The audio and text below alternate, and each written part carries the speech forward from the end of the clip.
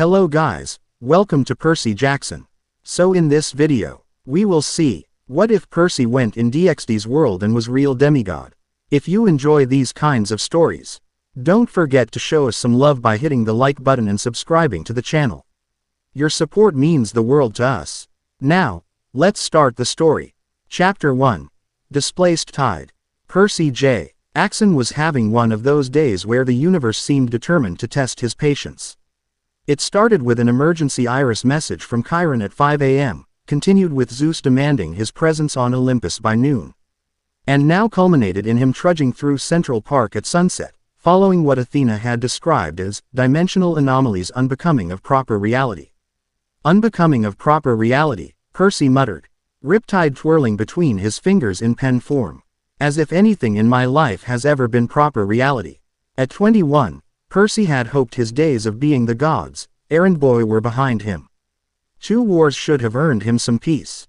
Yet here he was, the designated investigator because, according to Zeus, he had the most experience with things that shouldn't exist. The air around him suddenly felt heavier, like the pressure change before a storm. Percy stopped, his senses sharpening.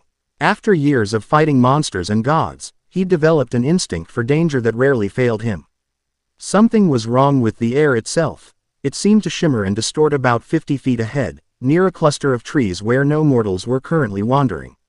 Finally, he sighed, uncapping Riptide. The pen elongated into a 3-foot celestial bronze sword that glowed faintly in the gathering dusk. Let's get this over with. As Percy approached the distortion, the air began to crack with energy that reminded him of Talia's lightning but felt different. Foreign. The hairs on his arms stood on end, and he could taste ozone and something else, something ancient and unfamiliar.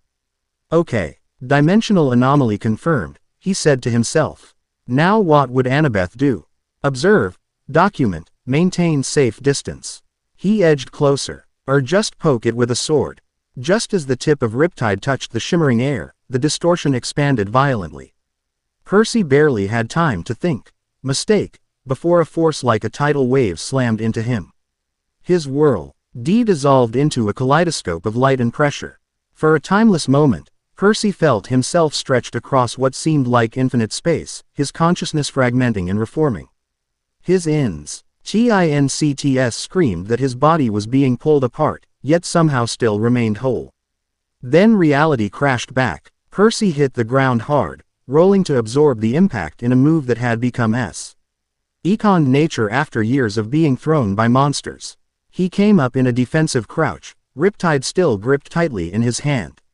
What the Hades? He gasped, trying to orient himself. He was no longer in Central Park. Instead, he found himself in what appeared to be an abandoned warehouse district. The night sky above was unfamiliar, the stars arranged in patterns he didn't recognize. More immediately concerning were the sounds of battle coming from a nearby building. Percy moved toward the conflict automatically, years of training overriding his confusion. The sounds led him to a dilapidated factory with shattered windows. Through one of these, he glimpsed flashes of light and heard inhuman screeching. Never a dull moment, he muttered, then vaulted through the window. Inside, Y found a scene straight out of a bizarre fever dream. A group of people, some appearing human, others decidedly not, were locked in combat. On one side stood what looked like a teenage boy with brown hair and a shocked expression, backed by a stunning red-haired young woman and several others. Facing them were creatures with black wings that reminded Percy of the Furies, but more humanoid and wielding spears of crackling light. I told you, Rius Grimori, one of the winged beings snarled, this territory violation won't be overlooked. The boy has a sacred gear that our superiors want. And I've told you. The red-haired woman, Rius, replied with regal confidence, Issei Hyodo is part of my peerage now. Your claim is invalid. Percy had absolutely no idea what was happening, but he recognized a power play when he saw one. And from the way the winged beings were closing in on the outnumbered group, this wasn't going to end well. Just then, one of the winged attackers noticed him. Human, this is no place for you. Leave or die. Percy couldn't help but laugh. Yeah, I get that a lot. But here's the thing. I'm having a really bad day, and you guys interrupted my dimensional crisis. So how about you back off from the kids, and we can discuss this civilly. The winged being's response was to hurl a spear of light directly at Percy's chest. Time slowed as Percy's demigod reflexes kicked in. He sidestepped with practiced ease, the spear missing him by inches. Everyone in the room froze, staring at him. Apparently, dodging wasn't the expected response. Was that supposed to hit me? Percy asked innocently. The winged attacker's face contorted with rage. What are you? Percy grinned, the familiar pre-battle adrenaline flooding his system. Funny you should ask. I'm Percy Jackson, son of Poseidon. And you're about to have a very wet evening. He reached out with his senses, feeling for water. This world, wherever it was, still had it. In the air, in the pipes beneath the concrete floor.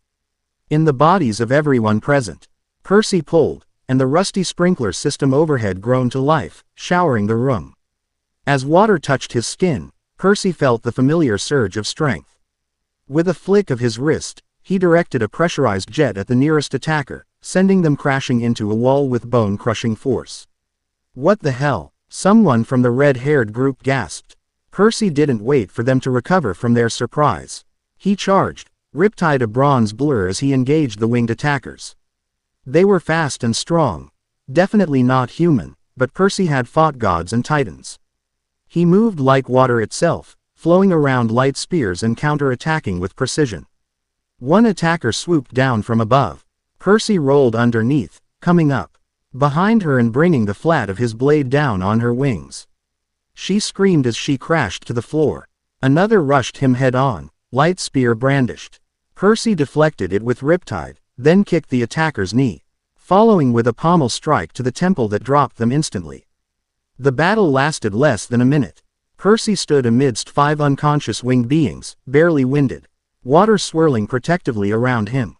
He turned to face the red-haired group, who were staring at him with expressions ranging from shock to calculation to admiration. So, Percy said, Cappy. Ing riptide and returning it to his pocket, I'm guessing this isn't New York. Would someone mind telling me exactly where I am, and what those things were? The red-haired woman recovered first, her posture straightening as she assessed him. You're in Kuo Town, Japan. And those things were fallen angels. Her turquoise eyes narrowed. But I think the more pressing question is, what are you? You're clearly not human, yet I sense no devil energy, no fallen grace, and no angelic presence. Percy ran a hand through his damp hair, sighing. That's complicated. I'm a demigod, half human, half god. And I'm pretty sure I'm not from this world, or dimension, or whatever you want to call it. A petite white-haired girl beside Rhea spoke, her voice soft but intense. He smells powerful, different, like the sea during a storm. Look, Percy said, I was investigating a dimensional anomaly in my world, and next thing I know, I'm here. I don't want trouble, I just need to figure out how to get home. Rhea studied him for a long moment before a small smile curved her lips. Well, Percy Jackson, son of Poseidon, it seems you've landed yourself in quite the situation. Those fallen angels will have reinforcements soon. Perhaps we should continue this conversation somewhere safer. Percy glanced at the unconscious fallen angels. Yeah, that sounds reasonable. Just to be clear, you guys are the good side, right? Because I've had enough of getting manipulated by immortal beings with questionable morals. A blonde boy in their group laughed. Good and evil are rather relative terms in our world. But we weren't the ones trying to kill an innocent human, if that helps. Percy nodded. It's a start. I am Rhys Grimori, the red-haired woman introduced herself, heiress of the House of Grimori. These are members of my peerage. Akano Himahima, Yuto Kiba, Kaneko Tuju, and our newest member, Issei Hyodo. She gestured to each in turn, a beautiful black-haired girl with an amused smile. The blonde boy who had spoken earlier, the small white-haired girl, and the brown-haired boy who still looked somewhat shell-shocked. Nice to meet you all, Percy replied. Though I understood about half of what you just said. What's a peerage? Rhea's smile widened. You really aren't from around here, are you? Come with us, Percy Jackson. We have much to discuss. As they left the warehouse, Percy couldn't shake the feeling that he'd just jumped from one divine mess straight into another. But at least these people seemed willing to help, for now. The occult research clue. B room in the old school building at Kuo Academy was unlike any place Percy had seen before. Elegant Victorian furniture, occult symbols, and what appeared to be a ritual circle on the floor, all illuminated by candlelight despite the modern building. It reminded him vaguely of the big house at Camp Half-Blood, if the big house had been designed by Dracula. So let me get this straight, Percy said, leaning forward in his chair. In this world, there are three main factions: devils, angels, and fallen angels, who've been at war for centuries but are currently in a fragile ceasefire. You're all devils, this town is devil territory, and those fallen angels were trespassing to get to him. He pointed at Issei, who seemed to be alternating between staring at Percy in awe and stealing glances at Rias. That is correct, Rias confirmed, sitting regally behind her desk. Though there are many other factions as well: yokai, vampires, various pantheons of gods. Percy perked up at that. Gods. Like Greek gods. Zeus, Poseidon, Hades. Quote. Akino, who had been serving tea, tilted her head curiously. The Greek pantheon exists in our world, yes, but they're quite reclusive. They rarely interact with the three biblical factions. Are you saying you're the son of the Poseidon from Greek mythology? That's exactly what I'm saying, Percy replied. Where I come from, the Greek gods are very much active. They move with Western civilization, currently headquartered in America. They have a lot of kids with mortals. Demigods. Like me. Rias's eyes gleamed with interest. Fascinating. We have demigods here too. But most are distant descendants with diluted divine blood, are humans who possess sacred gears, artifacts created by the biblical god that contain powerful entities or abilities. Like Issei here, Kiba added, gesturing to the brown-haired boy. Issei straightened. I just found out yesterday that I have some dragon thing in my arm. Then I got killed by my girlfriend who was actually a fallen angel. And Rias Senpai brought me back as a devil, and now everything is super weird. Percy blinked, then laughed. Yeah, I know that feeling. Finding out you're part of a hidden world is never easy. In my case, I was 12 when I learned my dad was Poseidon. Then my math teacher tried to kill me. Issei's eyes widened. Your math teacher, she was a fury, a Greek monster. It's a long story. Kaneko, who had been quietly observing while demolishing a plate of cookies, spoke up. You fought well, not like a descendant, like a true god's child. Percy shrugged. Where I come from, demigods are the children of gods and mortals. First generation, direct divine parentage. We're stronger than humans, but nothing compared to the actual gods. We have powers related to our divine parent. Since my dad's Poseidon, I can control water, create earthquakes, talk to horses, typical sea god stuff. That's not how it works here, Rias said, leaning forward with intense interest. Direct divine offspring are extremely rare and extremely powerful. Most demigods in our world are humans with a distant divine ancestor, or humans chosen by gods to wield a fraction of their power. Which means, Akino added, her voice taking on a teasing edge, you're quite the anomaly, Percy-kun. A direct child of a sea god. With active powers. That makes you very interesting to many factions. Percy groaned. Great. Just what I needed. More immortal beings taking an interest in me. Don't worry, Rias assured him. You helped us, so we'll help you. The Grimoire family prides itself on repaying debts. I appreciate that, Percy said sincerely. So, any ideas on how I get home? Rias and Akino exchanged glances. Dimensional travel is complex, Rias admitted. It's not impossible, but it's well beyond my capabilities. We'll need to research. In the meantime, she continued, you'll need a place to stay and a cover story. Kuo Town may seem peaceful, but as you've seen, supernatural conflicts are common. And once word spreads about a powerful demigod appearing, you'll attract attention. I've been attracting monster attention since I was 12, Percy replied with a wry smile.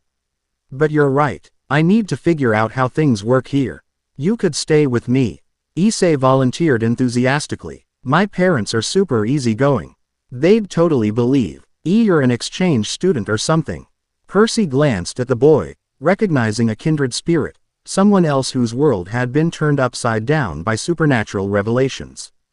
Thanks, man. I appreciate the offer. There's one more thing. Rias said, her expression turning serious. I'd like to see the full extent of your abilities. If you're truly as powerful as I suspect, we need to understand what we're dealing with. Percy hesitated. After years of being used as a weapon by the gods, he was wary of demonstrations. But these people had offered help when he needed it. All right, he agreed finally. But not tonight. It's been a long day. Dimensional travel gives you one hell of a headache, and I'd rather not destroy your clubhouse if I can avoid it. Rias smiled. Fair enough. Tomorrow then. We can use the forest behind the school. It's warded against mortal observation. As the meeting concluded, Percy followed Issei out into the night. The Japanese town was nothing like New York, quieter. With a different energy. The stars above were unfamiliar constellations. So, Issei said as they walked, you've been dealing with this supernatural stuff for years, huh?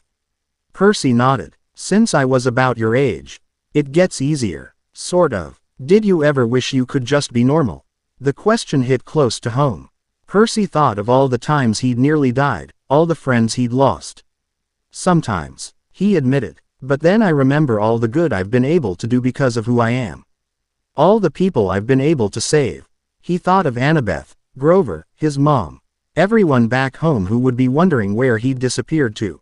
And the connections you make with other people who understand what it's like to live in this weird world between mortal and divine. Those are worth it. Issei seemed to consider this, glancing back toward the school where they'd left the others. Yeah, I think I get that. As they continued walking, Percy couldn't help but wonder what this new world had in store for him, and whether he'd ever find his way back to his own. The next morning, Percy woke to the unfamiliar sound of Japanese voice actors performing what appeared to be an overly dramatic argument. He blinked groggily, momentarily confused by his surroundings before remembering, different dimension, devils, fallen angels. He was sprawled on a futon in Issei's room, where anime posters covered nearly every inch of wall space. The boy himself was already awake, watching something on his laptop with headphones half on. Morning, Percy groaned, sitting up. Please tell me this world has coffee. Quote, Issei grinned. Downstairs. Mom's making breakfast. I told them you're an American exchange student whose housing fell through. They totally bought it. Thanks, Percy said sincerely. For letting me crash here. Are you kidding? You took down 5 fallen angels like it was nothing. That was the coolest thing I've ever seen. Percy rubbed the back of his neck. Uncomfortable with the admiration. Trust me, it gets old fast. So what's the plan for today? School, unfortunately, Issei sighed. But Bushu, Rias Senpai, said to bring you to the old school building after classes end. Something about testing your abilities. After a quick introduction to Issei's surprisingly accepting parents and a breakfast that reminded Percy how dimensional travel apparently worked up an appetite, they headed to Kuo Academy. The school was unlike any Percy had attended. Pristine buildings, meticulous grounds, and students in formal uniforms. It had apparently been an all-girls school until recently, which explained the skewed gender ratio Issei kept enthusiastically pointing out. You really should consider enrolling while you're here, Issei said as they walked through the main gates. Attracting curious stares. Kuo Academy is paradise. Percy chuckled. I barely graduated high school back home. Besides, I'm hoping not to be here that long.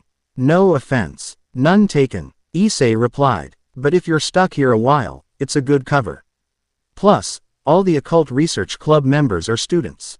As they crossed the courtyard, Percy noticed 2 girls approaching. One with long black hair and glasses, the other with shorter hair and a stern expression. Both carried themselves with the same confident authority Percy recognized from Rias. Hyodo. The black-haired girl addressed Issei coldly. Who is this person? Unauthorized visitors are not permitted on school grounds. Good morning, Kaichu, Issei replied nervously. This is Percy Jackson. He's, a friend of Rias Grimori's, Percy finished, extending his hand.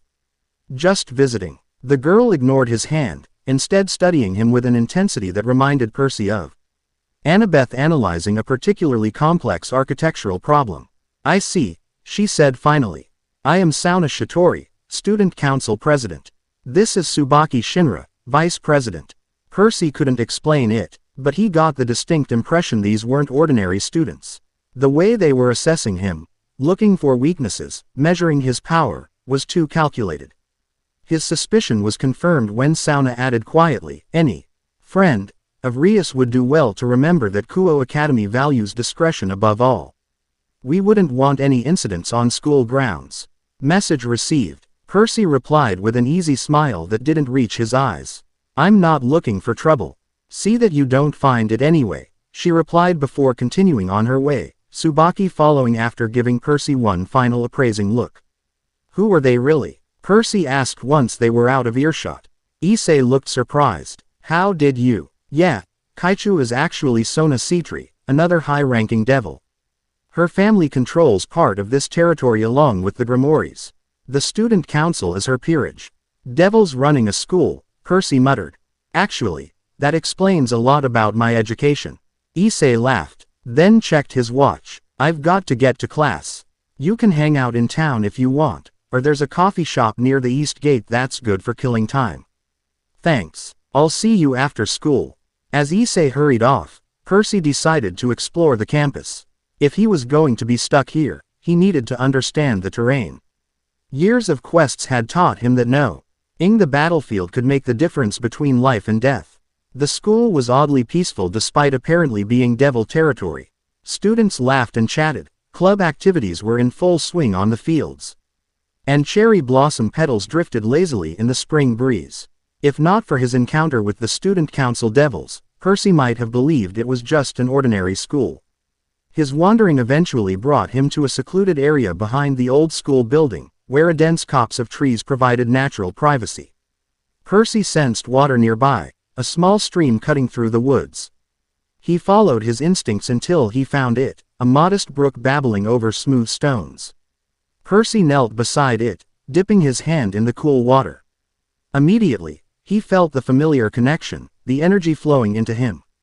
Water always restored him, no matter what world he was in. "Thank the gods for small favors," he murmured. An interesting choice of words, a melodic voice observed from behind him. Percy was on his feet instantly, Riptide appearing in his hand though he hadn't uncapped it yet. A man stood at the edge of the trees, tall and handsome, with black hair and violet eyes. He wore what appeared to be a teacher's outfit, but Percy wasn't fooled. The casual way he carried himself, the glint in his eyes, this was no ordinary teacher. "Sorry for startling you," the man said, raising his hands in a placating gesture. "I'm not here to fight. Quite the opposite, in fact." Percy didn't lower his guard. "And you are?" "My name is Dehauser Azrael. I teach literature here, officially." His smile turned knowing. "Unofficially, I keep an eye on supernatural activities around the school."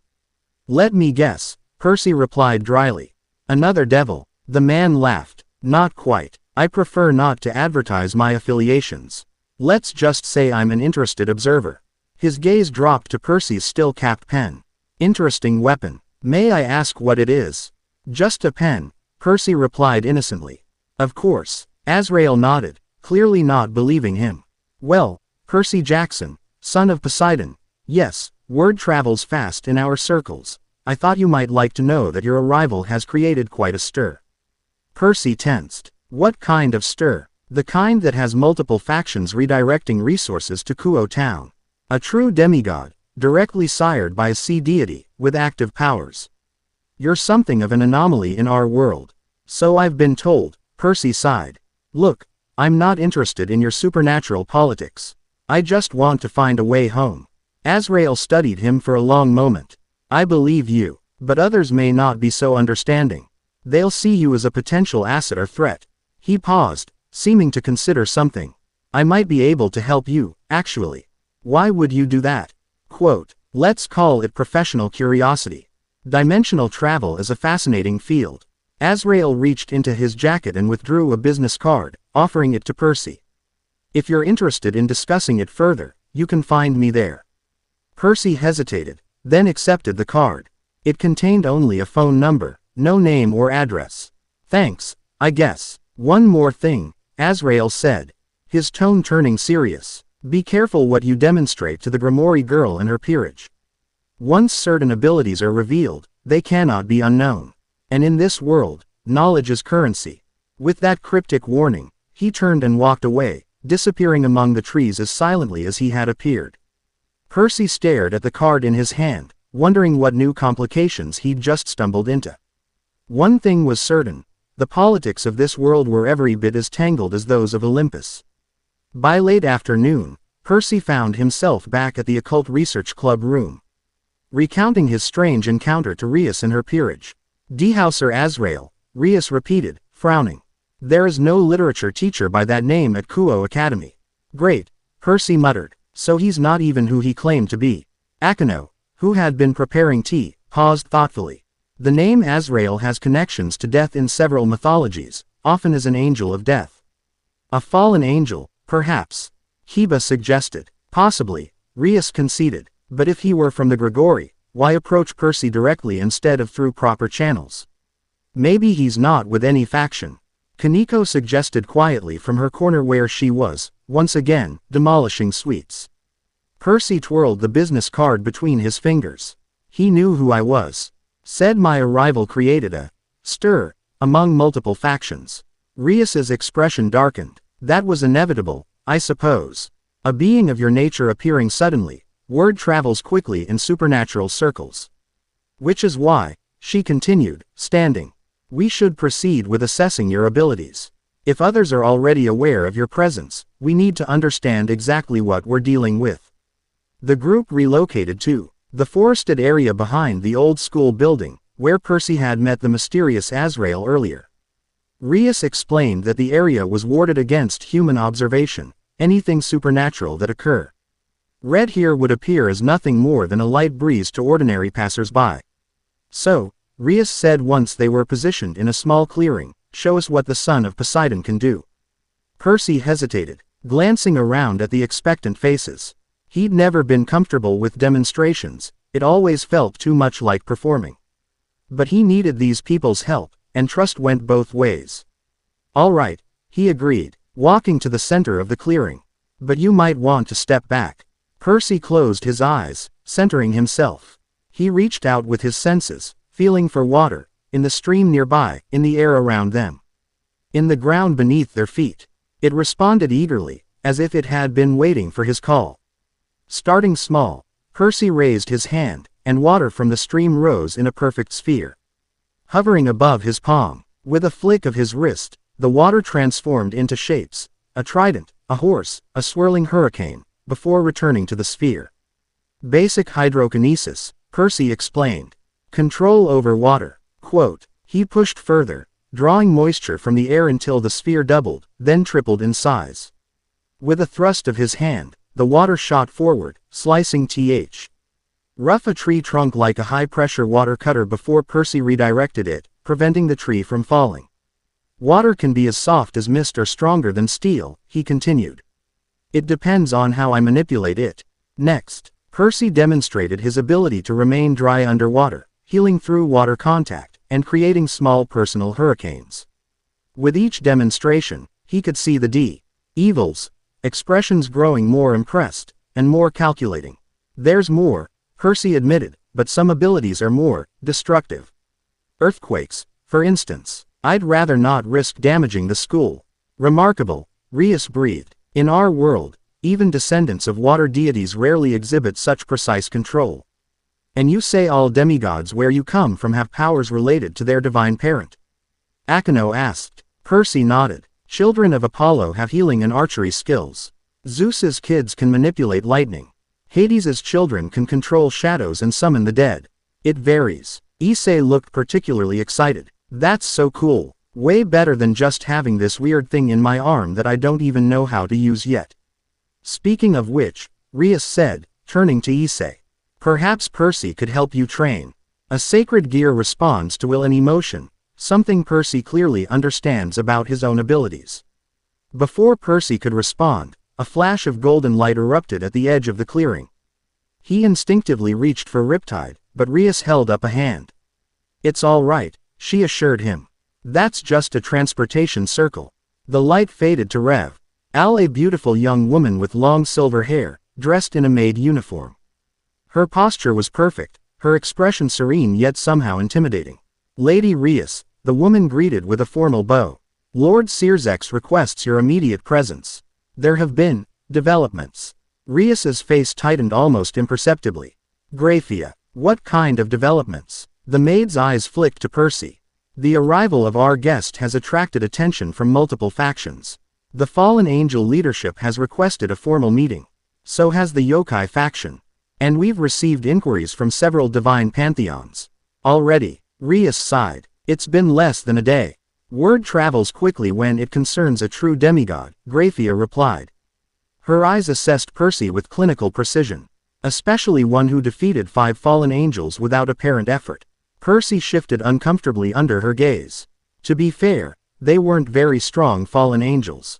A hint of amusement flicked red across Graphia's face before her expression returned to its professional mask. Nevertheless, Lord Searsex believes the situation requires careful handling. He awaits you in the Grimoire estate. Rias nodded, then turned to her peerage. Akino, you're in charge until I return. Keep Percy close. The old school building should be safe enough with our defensive barriers. To Percy, she added, I apologize for this interruption. Devil politics can be complicated. I'll explain everything when I return. Before Percy could respond, another transportation circle engulfed Rias and Graphia, and they vanished in a flash of crimson light. So, Percy said into the awkward silence that followed, who's Lord Searsex? Searsex Lucifer, Akino replied, one of the 4 Satan lords who rule the underworld.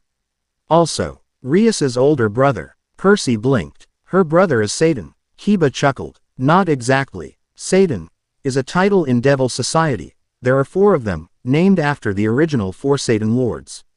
Searsex Grimoire took the title, Lucifer, after the previous Satans fell in the Civil War. Right, Percy muttered. Devil Civil War, of course. He ran a hand through his hair in frustration. Why is it that no matter what world I'm in, I always end up tangled in divine politics? Perhaps because you yourself are divine, Akino suggested with a teasing smile. At least partially. Before Percy could respond, a prickling sensation at the back of his neck made him tense. Years of monster attacks had honed his survival instincts to a razor's edge. Something's wrong, he warned, uncapping Riptide. The celestial bronze blade sprang to life, casting a faint glow in the gathering dusk. The devils immediately went on alert, forming a defensive circle. What is it? Kiba asked, a sword materializing in his hand from nowhere. Not sure, Percy replied, scanning the treeline. But someone's watching us, someone powerful. As if on cue, slow clapping echoed through the clearing. From the shadows stepped a tall, handsome man with midnight black wings extending from his back. Unlike the fallen angels Percy had fought earlier, this one radiated power and ancient knowledge. Impressive instincts. Son of Poseidon, the man said, his voice smooth as silk. Most wouldn't have sensed my presence at all. Akino stepped forward, lightning crackling at her fingertips. Identify yourself, Fallen One. The man smiled disarmingly. My apologies for the dramatic entrance. My name is Azazel, Governor General of the Grigori. And I've been very eager to meet our interdimensional visitor. The tension in the group immediately ratcheted up several notches. Even Percy, new to this world, understood that this was no ordinary fallen angel. The leader of the fallen angels, Kiba explained in a tense whisper. One of the most powerful beings in this world. Azazel chuckled. No need for alarm. If I wanted conflict, I wouldn't have come alone. He spread his hands in a gesture of peace. I'm here to talk. Nothing more. Percy kept Riptide at the ready but lowered the point slightly. Seems like everyone wants to talk to me suddenly. I'm starting to feel popular. Can you blame us? Azazel replied, his eyes gleaming with undisguised interest. A true demigod from another dimension, with active powers derived directly from a sea deity. You're the most interesting thing to happen in this town in decades. Bushu isn't here, Akino stated coldly. Any official business should go through proper channels. This isn't official business, Azazel countered smoothly. Consider this a preliminary introduction, a courtesy call. He turned his full attention to Percy. Those were my subordinates you defeated yesterday. Admittedly, they were acting without authorization, a problem I've since addressed. But their reports of your abilities were intriguing. Glad I could provide entertainment, Percy replied dryly. More than entertainment, Percy Jackson. You've provided a fascinating research opportunity. Azazel's expression turned serious. I understand you're looking for a way home. As it happens, dimensional mechanics is something of a specialty of mine. Percy's interest sharpened despite his wariness. You know about dimensional travel. I've been studying it for centuries, Azazel confirmed. The boundaries between realities are thin in certain places. Under certain conditions, with the right knowledge and resources, crossing those boundaries is possible. Hope flared in Percy's chest. So you could help me get back? Potentially. Azazel studied Percy with calculating eyes. But dimensional travel is complex, dangerous, and requires precise understanding of the energies involved. I would need to study you, the unique resonance of your divine essence. The dimensional frequency of your home reality. Study me how, exactly? Percy asked, suspicion clear in his voice. Years of dealing with gods had taught him to be wary of vague offers. Azazel laughed, the sound unexpectedly warm. Nothing invasive, I assure you. Some magical measurements, analysis of your divine energy signature. Simple things. His expression softened slightly. I understand your caution, Percy Jackson. In your position, I'd be suspicious too. You'll forgive me if I don't immediately jump at the offer, Percy replied. In my experience, when powerful immortal beings show sudden interest in me, it rarely ends well. A wise perspective, Azazel conceded. He reached into his coat and produced a small crystal, deep purple and pulsing with inner light. Take this. If you decide you want my help, simply channel a small amount of your power into it. I'll come to you. He tossed the crystal, which Percy caught reflexively. It felt warm against his palm, vibrating slightly with contained energy. Why help me? Percy asked, pocketing the crystal. What's in it for you? Azazel's smile was enigmatic. Let's just say scientific curiosity is a powerful motivator. Your existence raises fascinating questions about the multiverse, divine essence across dimensional boundaries, the nature of godhood itself. He shrugged elegantly. I've lived a very long time. Percy Jackson. Novel discoveries are precious to me. Percy recognized the half-truth for what it was but nodded anyway. I'll think about it. That's all I ask. Azazel turned to leave, then paused. One more thing. Be careful whom you trust in this world. The balance of power here is precarious. Your arrival has disturbed that balance. Not everyone will have your best interests at heart. With that cryptic warning, the fallen angel leader spread his magnificent black wings and launched into the darkening sky, disappearing quickly among the clouds. Well, Issei said into the stunned silence that followed, that was intense. Akino's expression was troubled. For Azazel himself to appear, this is unprecedented. Is he trustworthy? Percy asked. Kiba and Akino exchanged glances. Azazel is complicated, Kiba explained. He's brilliant, ancient, and powerful beyond measure. Among the fallen angel leadership, he's considered relatively moderate. He opposed the Great War's continuation and has maintained the ceasefire since. But he's still a fallen angel, Akino added, a strange edge to her voice. Their kind are known for curiosity that borders on obsession. If he's interested in you, it's because he wants something. Percy sighed, feeling the weight of yet another immortal being's attention. Story of my life. As they walked back toward the school building, Percy caught Akino studying him with an unreadable expression.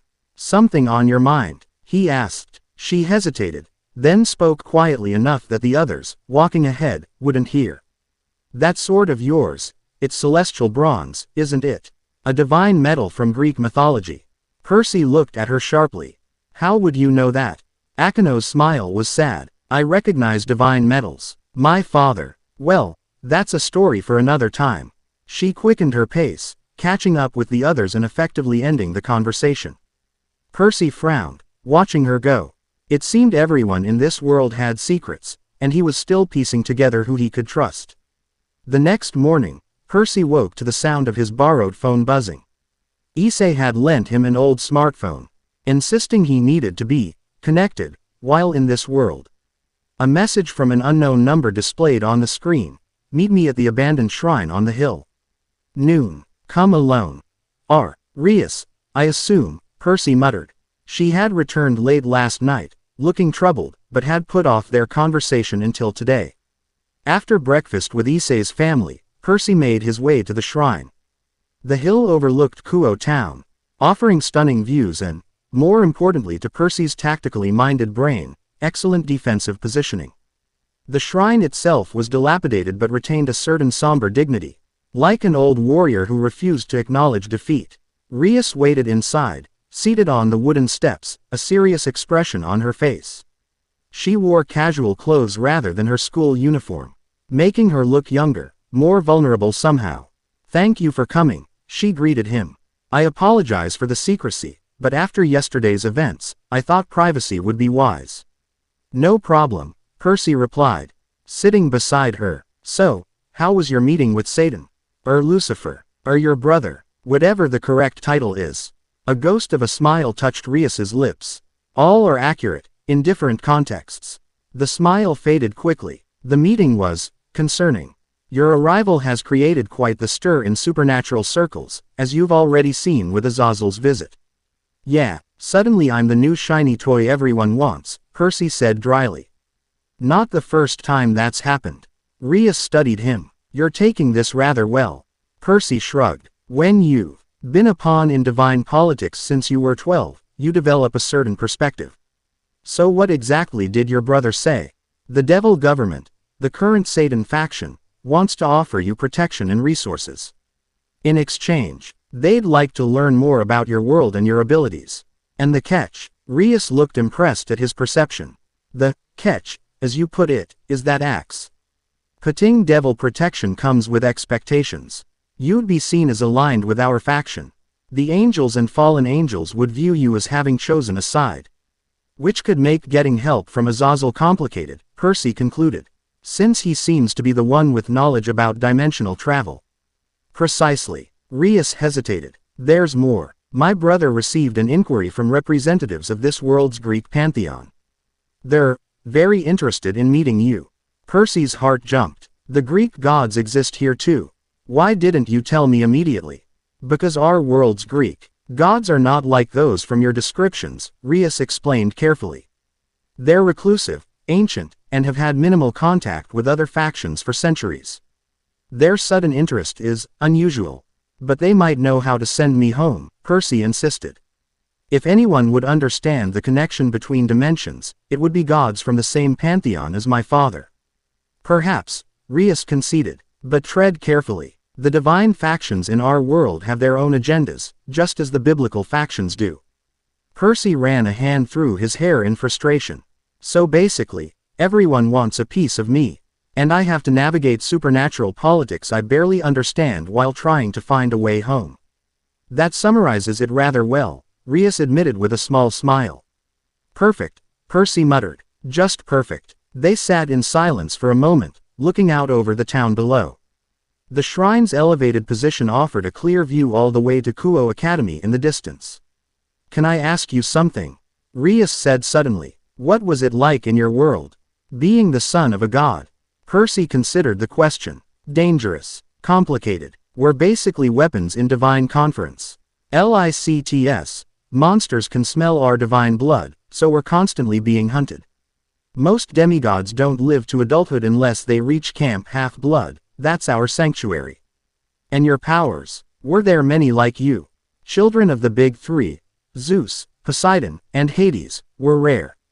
There was this prophecy." Percy trailed off, remembering the weight of destiny that had hung over him for years. "Let's just say being powerful isn't always a blessing." Rias nodded, understanding in her eyes. "In Devil Society, power determines everything: your status, your future, the respect you're given. My F.A. Miley is among the remaining 34 pillars of the underworld, which gives me certain privileges. But it also means expectations. Like an arranged marriage," Percy guessed, remembering her reaction to politics the previous day. Rias looked startled, then gave a rueful laugh. "You're more perceptive than you let on." "Yes, there's a situation.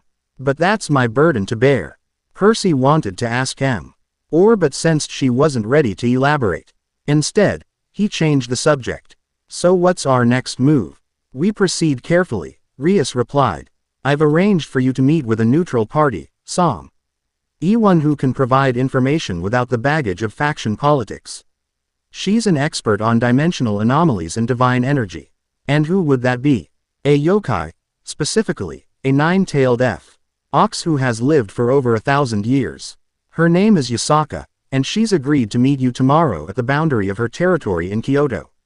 Percy raised his eyebrows. Nine-tailed fox. Like in those anime shows Issei keeps trying to get me to watch.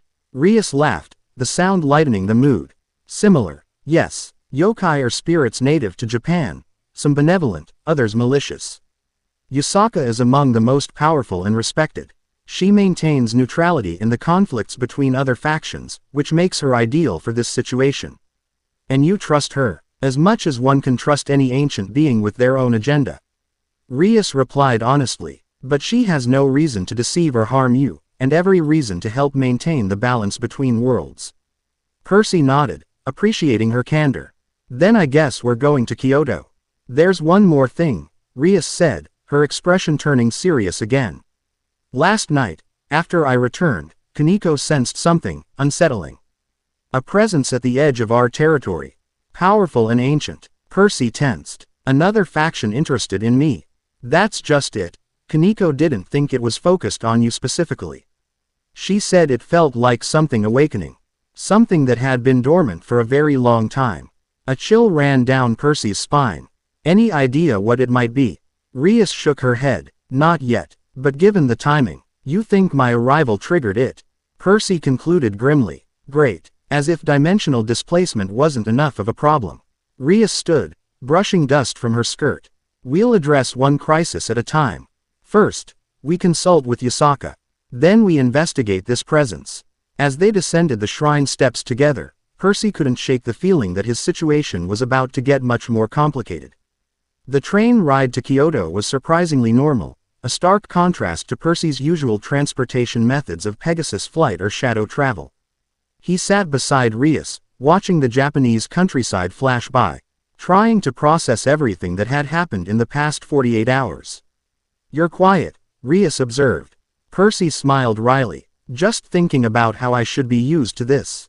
By now, being thrown into strange situations, dealing with supernatural politics. But somehow it never gets easier. You miss your world, Rias said. It wasn't a question. Yeah, Percy thought of Annabeth, her princess curls, her fierce gray eyes, the way she called him, seaweed brain. He thought of his mom and Paul, of Grover, Talia, and all his friends at camp. I have people waiting for me. People who might think I'm dead.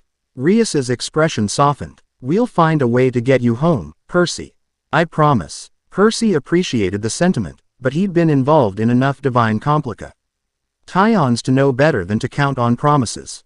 Still, Rias seemed sincere, and so far, she'd been his most reliable ally in this strange world.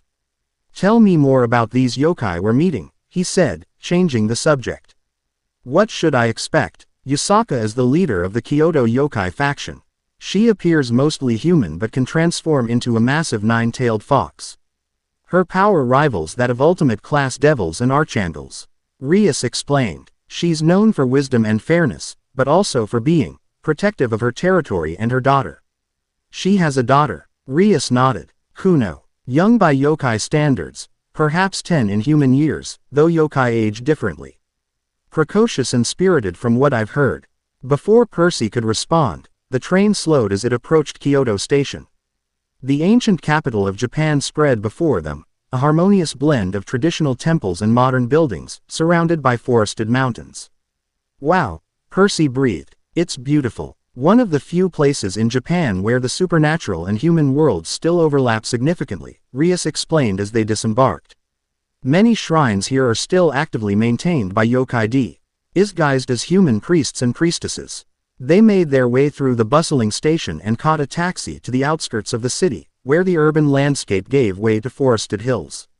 The taxi dropped them at a seemingly ordinary shrine entrance, marked by a vermilion torii gate. This is as far as humans can take us, Rias explained, paying the driver. Beyond this point, we enter yokai territory. As they passed under the torii gate, Percy felt a subtle shift in the air, similar to crossing the borders of Camp Half-Blood. The mundane world seemed to fade slightly, colors becoming more vibrant, sounds more clear. The forest path before them shimmered with an ethereal quality. Whoa, Percy murmured. Dimensional boundary. Something like that, Rias confirmed. A veil between the human world and the yokai realm. Most humans would simply find themselves walking in circles if they tried to proceed further. They followed the stone path deeper into the forest.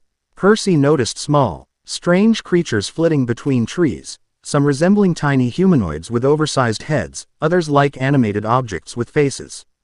Minor yokai, Rias explained, seeing his expression.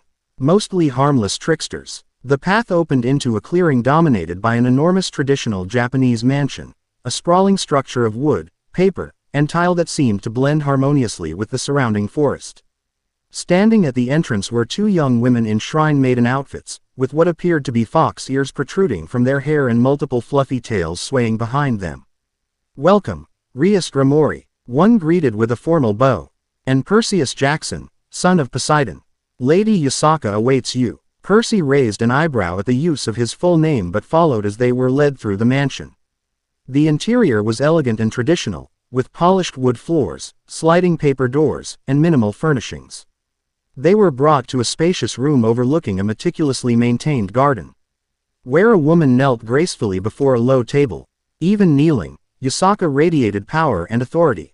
She was stunningly beautiful, with golden hair that fell to her waist and piercing amber eyes. 9 golden fox tails fanned out behind her, each moving with subtle, independent grace. She wore elaborate traditional Japanese robes in gold and white. Beside her KNELT a young girl who was clearly her daughter, the same golden hair and fox features, but with only a single tail and the rounded cheeks of childhood. Greetings, daughter of the House of Gramori, Yasaka spoke, her voice melodic yet commanding. And to you, Perseus Jackson, son of Poseidon, god of the seas. I bid you welcome to my realm. Percy and Rias bowed as they had been instructed during the journey. Then knelt on cushions opposite the yokai leader and her daughter. Thank you for agreeing to meet with us, Lady Yasaka, Rias replied formally. We appreciate your wisdom in this unusual situation. Yasaka's gaze fixed on Percy, studying him with the intensity of a scientist examining a fascinating specimen.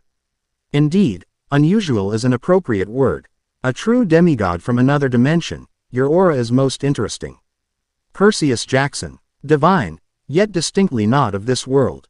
Just Percy is fine, he replied, struggling to match the formality. And yeah, dimensional displace me. NT wasn't exactly on my to-do list this week. The corner of Yasaka's mouth twitched in what might have been amusement. Forthright. Good. I detest the excessive circling of subjects that immortal beings so often indulge in. She gestured, and servants appeared with tea. Let us speak plainly then.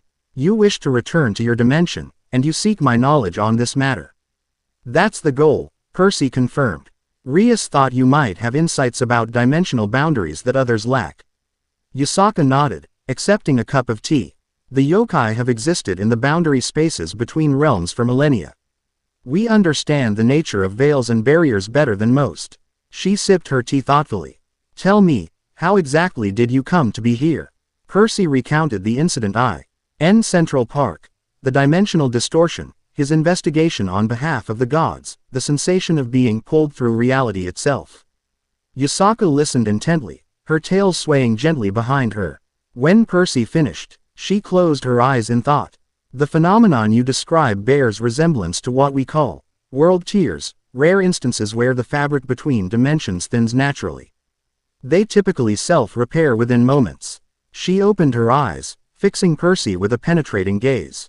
But your description suggests something different. Not a natural occurrence, but something manufactured. Percy frowned. Manufactured? You mean someone created the rift deliberately? It appears so, Yasaka confirmed. Which raises the question, who would have both the knowledge and power to tear open dimensions? And why would they target the son of Poseidon specifically? The implications sent a chill down Percy's spine. If his arrival wasn't an accident, could it have been someone from this world? Rias asked. Perhaps someone seeking to bring divine power from another dimension. Yasaka considered this possible, but unlikely. Few in our world possess such capabilities. The manipulation of dimensional boundaries at that level would require either an artifact of immense power or a being of primordial status. She paused. or perhaps a collective ritual involving multiple high-level entities. Percy's mind raced. What about from my side? Could the Greek gods of my world have done this? Perhaps, Yusaka conceded. But why would they send their champion away? It seems counterproductive. Before anyone could respond, the young girl beside Yusaka, who had been fidgeting with barely contained curiosity throughout the conversation, suddenly burst out, "Is it true you can control water? Can you make it into shapes? Can you show me?" "Kuno," Yusaka admonished gently, though her eyes held a hint of indulgence. "Our guests are here on important business." Percy smiled at the young kitsune. "It's okay. And yes, I can control water." He glanced at a decorative fountain in the garden visible through the open doors. With a slight gesture, he pulled a stream of water into the room, forming it into the shape of a playful fox that bounded through the air. Kuno clapped her hands in delight. "Amazing. Can you make a dragon next?" Percy obliged, transforming the water into a serpentine dragon that circled the room before dissolving back into the fountain. "Impressive control," Yusaka observed. "Your connection to your divine element remains undiminished, despite crossing dimensional boundaries. This is significant." "Why?" Percy asked, returning his attention to their host. "Because it suggests the fundamental laws governing divine power are consistent between our worlds." "This is unexpected." Yusaka's expression turned thoughtful. "It may also explain the disturbance we've been sensing." Percy and Rias exchanged glances. "Disturbance?" Rias prompted. "For the past 2 days, seismic sensors throughout Japan have detected minute tremors, too small for humans to notice, but in a pattern that suggests awakening rather than natural tectonic movement." Yusaka's expression was grave. "And there have been dreams among the more sensitive yokai, dreams of an ancient presence stirring beneath the earth." Percy felt a familiar dread settling in his stomach. "Let me guess. This started right around the time I arrived." "Precisely. You believe the two events are connected," Rias stated. "I believe," Yusaka said carefully, "that Percy's A.R. rival may have resonated with something long dormant in our world. Something that recognizes his divine signature.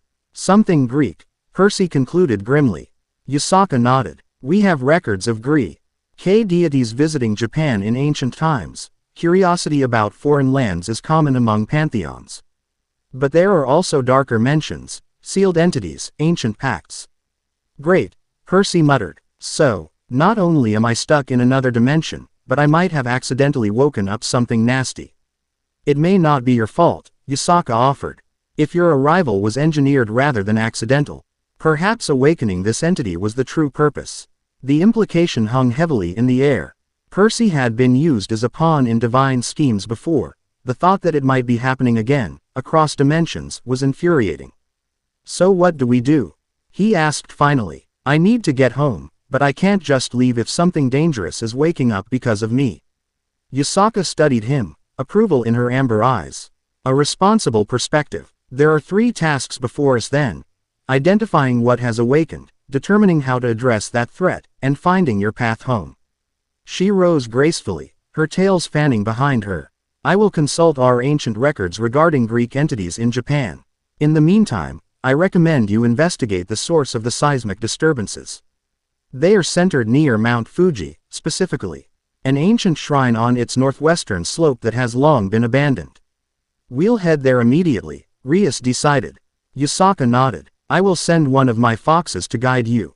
The shrine lies in a hidden fold of the mountain, difficult to find without yokai senses." As they prepared to depart, Yusaka placed a slender hand on Percy's arm. "One more thing, son of Poseidon. Your divine essence. It calls to the waters of this world as it would in your own. Be cautious in your use of power. In this dimension, the consequences may be unpredictable." Percy nodded, understanding the warning. "I'll be careful." As they left the yokai palace, guided by a 3-tailed fox messenger, Percy couldn't help but wonder what exactly he'd awakened in this world, and whether he was being manipulated yet again in some cosmic game he didn't understand. The journey to Mount Fuji took them through rural landscapes of breathtaking beauty. Their guide, a yokai met Akira who could shift between fox and human form, led them along hidden paths visible only to supernatural beings. "The shrine we seek was built over an ancient seal," Akira explained as they hike. D up the forested lower slopes of the sacred mountain. According to our records, it was established during the Heian period, when a foreign entity was bound beneath the earth. Foreign entity, Percy repeated. That's vague. Any details on what exactly was sealed away? Akira's fox ears twitched. The records are incomplete. There are references to the foreign titan of the ram, but little else. Lady Yasaka hopes your knowledge of Greek mythology might fill in the gaps. Percy stopped in his tracks, a cold feeling spreading through his chest. The ram, are you sure? Rias glanced at him sharply. You recognize it? Maybe, Percy said grimly. In Greek mythology, there's a titan associated with the ram constellation, Krios. He was one of the titans who fought against the gods in the First Titan War. And in your world? Rias asked. Did you encounter this Krios? Percy nodded. During the Second Titan War, he led the Titan assault on Mount Othrys. Last I knew, he'd been defeated and cast back into Tartarus. But if dimensions can connect, Rias reasoned, perhaps versions of the same entities exist across multiple worlds. Great, Percy muttered, so I might have accidentally woken up this world's version of a Titan I've already fought. They continued upward, the forest growing denser and the air taking on a misty quality. Percy sensed water all around them, in the mist, in the small streams crossing their path, in the very soil beneath their feet. We're approaching the boundary, Akira announced after another hour of hiking. The shrine exists in a fold between the mundane and yokai realms. The fox yokai led them through a curtain of mist that seemed to shimmer with faint golden light. As they passed through, the world shifted subtly, colors becoming more vivid, the air heavier with power. Before them stood an ancient stone shrine, partially reclaimed by nature. Moss covered its weathered surfaces, and tree roots had broken through parts of the foundation. Stone lanterns lined the approach, unlit for what must have been centuries. But what caught Percy's attention was the sensation emanating from beneath the shrine, a pulsing power that resonated with his own divine blood. It felt like standing near the entrance to Tartarus again, that sense of ancient, primordial darkness. Something's definitely awake down there, he said quietly. Rias nodded, her expression grave. I feel it too, a divine power, but twisted, angry. They approached cautiously. The shrine's central structure had partially collapsed, revealing stone steps descending into darkness. This wasn't part of the original design, Akira observed, ears flattened against his head in obvious discomfort. The seal chamber should have been accessible only to the priests who maintained it. Recent damage? Rias asked, examining the collapsed stones. No, Percy said, noticing the weathered edges and established plant growth. This happened a long time ago. Decades, at least. Yet the entity remained dormant until now, Rias mused. Why? Percy had a sinking feeling he knew the answer. Because it needed a catalyst. Something, or someone, with a similar divine signature to awaken it. You, Rias concluded. Me, Percy agreed grimly. My arrival in this dimension must have resonated with whatever's down there, like striking a tuning fork and having another one vibrate in response. They stood at the top of the stone steps, peering into the darkness below. Percy uncapped Riptide, the sword's celestial bronze glow providing some illumination. I'll go first, he decided. If this is connected to Greek mythology, I might recognize what we're dealing with. Rias nodded, summoning a ball of crimson energy to provide additional light. I'll be right behind you. Akira hung back, clearly uncomfortable. I'll guard the entrance. Yokai instincts warn against descending. Percy didn't blame him. His own instincts were screaming warnings, but he learned long ago that running from problems only made them worse, especially when those problems involved ancient, imprisoned entities. The steps descended deep into the earth, the air growing colder and damper with each level. Percy could feel water all around them, groundwater flowing through the mountain's interior, perfect for tapping into if needed. After what seemed like hundreds of steps, they reached a large, circular chamber carved directly from the mountain's bedrock. At its center lay a circular depression filled with what appeared to be quicksilver, a perfect mirror reflecting the ceiling above. Surrounding this pool were ancient symbols carved into the stone floor, a mixture of Japanese characters and, Percy was disturbed to note, Greek letters. This is the seal, Rias said softly, examining the inscriptions. A binding circle using elements from multiple magical traditions. Percy approached the mercury pool cautiously. As he drew near, the liquid metal began to ripple. Though there was no breeze to disturb it. It's reacting to you, Rias observed. Percy knelt beside the pool, careful not to touch the mercury. It's not actually mercury, he realized. It's some kind of liquid divine metal, like celestial bronze in liquid form. The surface of the pool began to swirl faster, and an image formed in its reflective surface, not their own reflections, but a face. Ancient, cruel, with eyes that seemed to hold the cold emptiness of space. Percy recoiled instinctively. Krios. The face in the pool smiled, the expression devoid of warmth. When it spoke, the ice seemed to come from everywhere at once, resonating through the chamber. Son of Poseidon, it rumbled in ancient Greek. How kind of you to visit me in my prison. Percy gripped Riptide tighter. You know me. The Titan's laughter was like grinding stone. I know your essence, Godeling. The blood of Poseidon flows in your veins, different from the sea god of this realm, yet similar enough. Your arrival was invigorating. You're trapped, Percy observed, nodding toward the seal inscriptions. Have been for centuries, I'm guessing. Imprisoned by cowards who feared my power, Krios snarled. The gods of this world are weak, fractured. They required help from multiple pantheons to bind me. Percy's mind raced. If this was truly Krios, or this dimension's version of him, they were acing a titan with power over constellations, cold, and darkness. Why were you here in the first place? Rias asked. Japan is far from Greece. The titan's eyes shifted to her, narrowing with disdain. A devil asks questions of a titan. How the realms have fallen. Nevertheless, he answered. I came exploring new territories after the fall of Greece's glory. This land had power, different from my own, but potent. I thought to claim it. But you got your ass handed to you instead, Percy said, unable to help the satisfaction in his voice. Sealed away by the yokai and Japanese gods. Krios's face twisted with rage. Temporary setbacks. And now, son of Poseidon, you have provided me the key to my freedom. Percy tensed. What do you mean? Your divine essence, so similar to the gods who helped create this seal. Yet fundamentally different, a contradiction the binding cannot reconcile.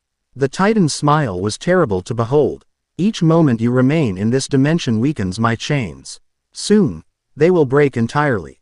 Quote. Percy and Rias exchanged alarmed glances. How soon as? Soon. Percy demanded. The next full moon will witness my return, Krios declared. When the Ram constellation rises at midnight. Unless. Unless what? Rias asked sharply. Unless the son of Poseidon offers himself as a replacement sacrifice, Krios said smoothly. Divine blood freely given could restore the seal. One Godeling for the safety of this realm. A fair exchange, don't you think? Percy scoffed. Yeah, not happening. I've dealt with your kind before, Krios. There's always a loophole, always a trick. The Titan's laughter echoed through the chamber. Clever boy, but that doesn't change the reality. My freedom approaches, and you are the catalyst. How many will die when I walk this earth again?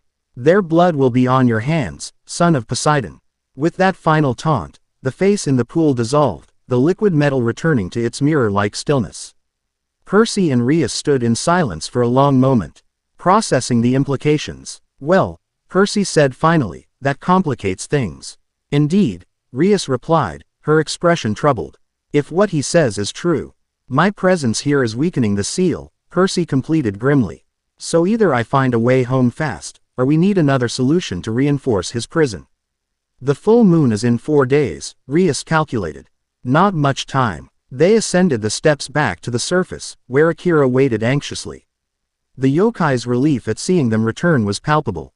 You spoke with the imprisoned one, he said, not a question but a statement. I could feel the power fluctuations from here. It's Krios, Percy confirmed. A titan from Greek mythology. And he claims he'll break free during the next full moon. Akira's ears flattened against his head. Lady Yasaka must be informed immediately. As they began the descent from the mountain, Percy couldn't shake the weight of responsibility settling on his shoulders. Once again, he found himself at the center of a potential catastrophe. And once again, time was running out. For what it's worth, Rias said quietly as they walked, noticing his expression. I don't believe you need to sacrifice yourself to stop this. There's always another way. Percy gave her a grateful smile. Thanks. I've been in tighter spots before. He paused. Though you lie with a prophecy providing cryptic hints. I kind of miss those now. Rias laughed softly. We don't have prophecies, but we do have ancient libraries, magical experts, and allies across multiple factions. We'll find a solution, Percy. Quote. He nodded, hoping she was right. Because if there was one thing Percy Jackson knew with absolute certainty, it was that freed titans never brought anything but destruction. Chapter 1 End. Chapter 2. Divine Ripples.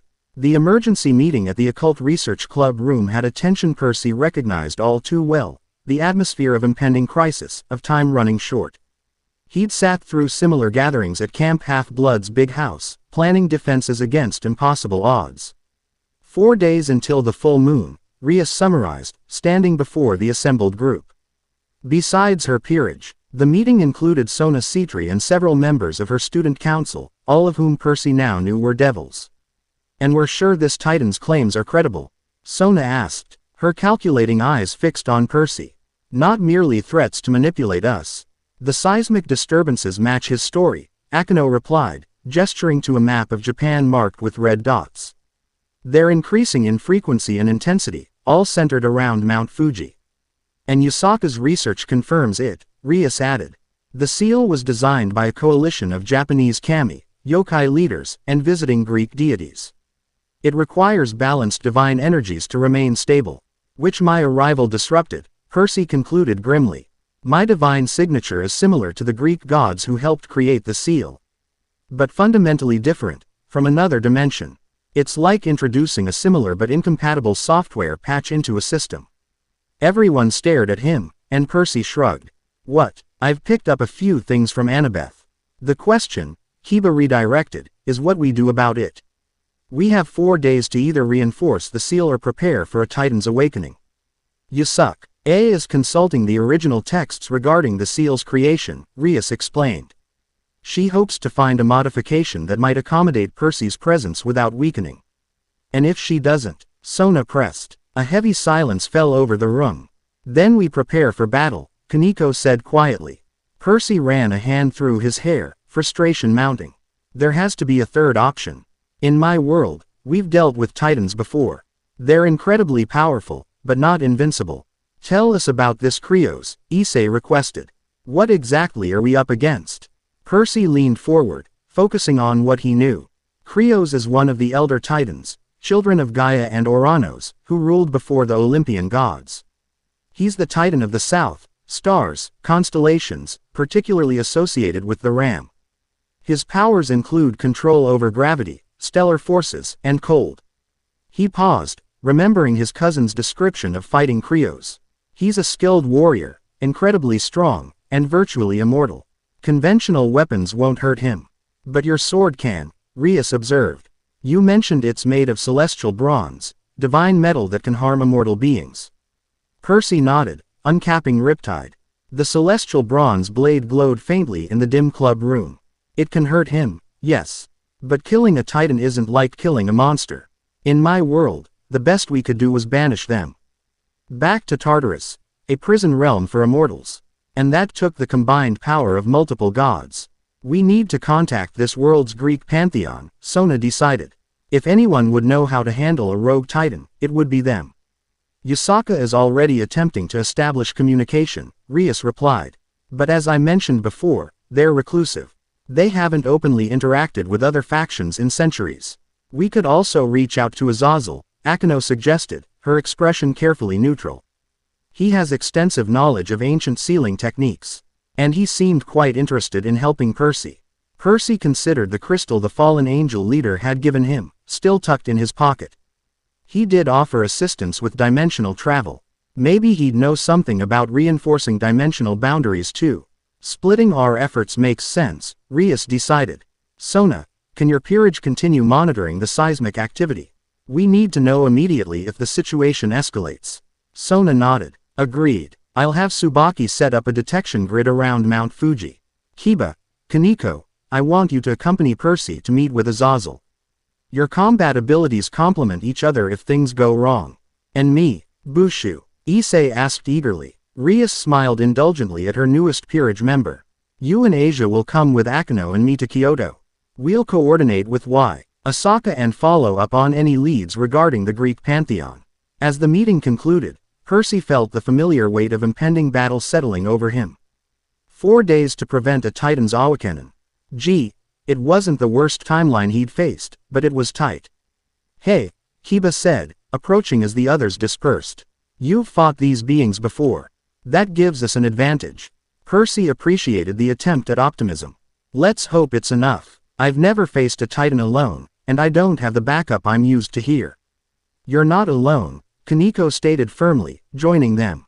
Her golden EYs held surprising intensity for someone so small. We fight with you. Percy smiled gratefully at them both. Whatever happened, he'd found allies in this strange world, and that counted for something. Summoning Azazel proved surprisingly straightforward.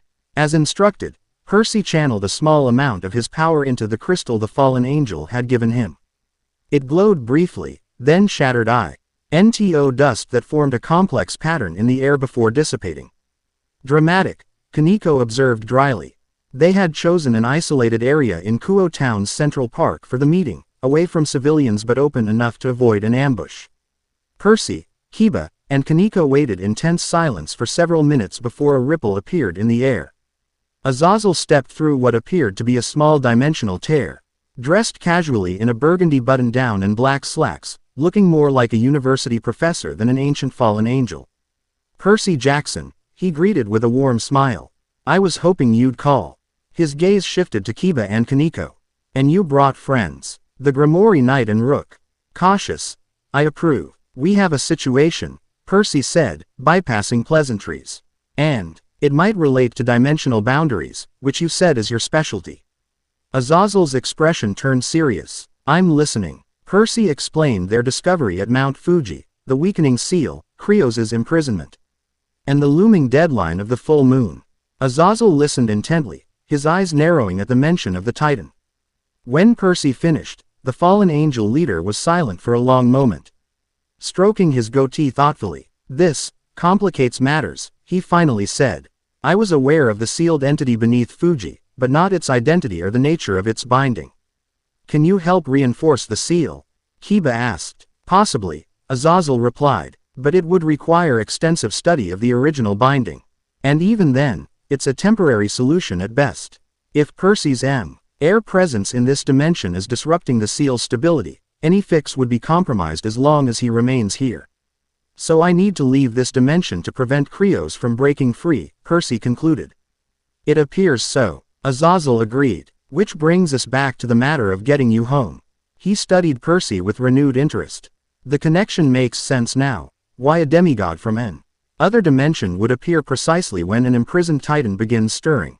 The resonance between your divine signatures must have created a feedback loop across dimensional boundaries. You think my arrival wasn't random?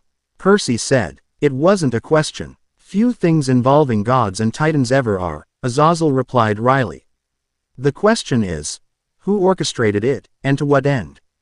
Before Percy could respond, the ground beneath them trembled slightly, a brief but unmistakable seismic event. Kaneko's eyes widened. That came from the direction of Mount Fuji. Azazel's expression darkened. The seal is deteriorating faster than expected. We may have less time than you thought. Can you take us to your research facility? Percy asked. If you've been studying dimensional travel, maybe there's something we can use to either send me home or reinforce the seal. The fallen angel considered this for a moment, then nodded. Very well, but I must warn you, my laboratory contains sensitive projects. The Grimoire servants will need to agree to certain magical non-disclosure bindings. Kiba and Kaneko exchanged glances.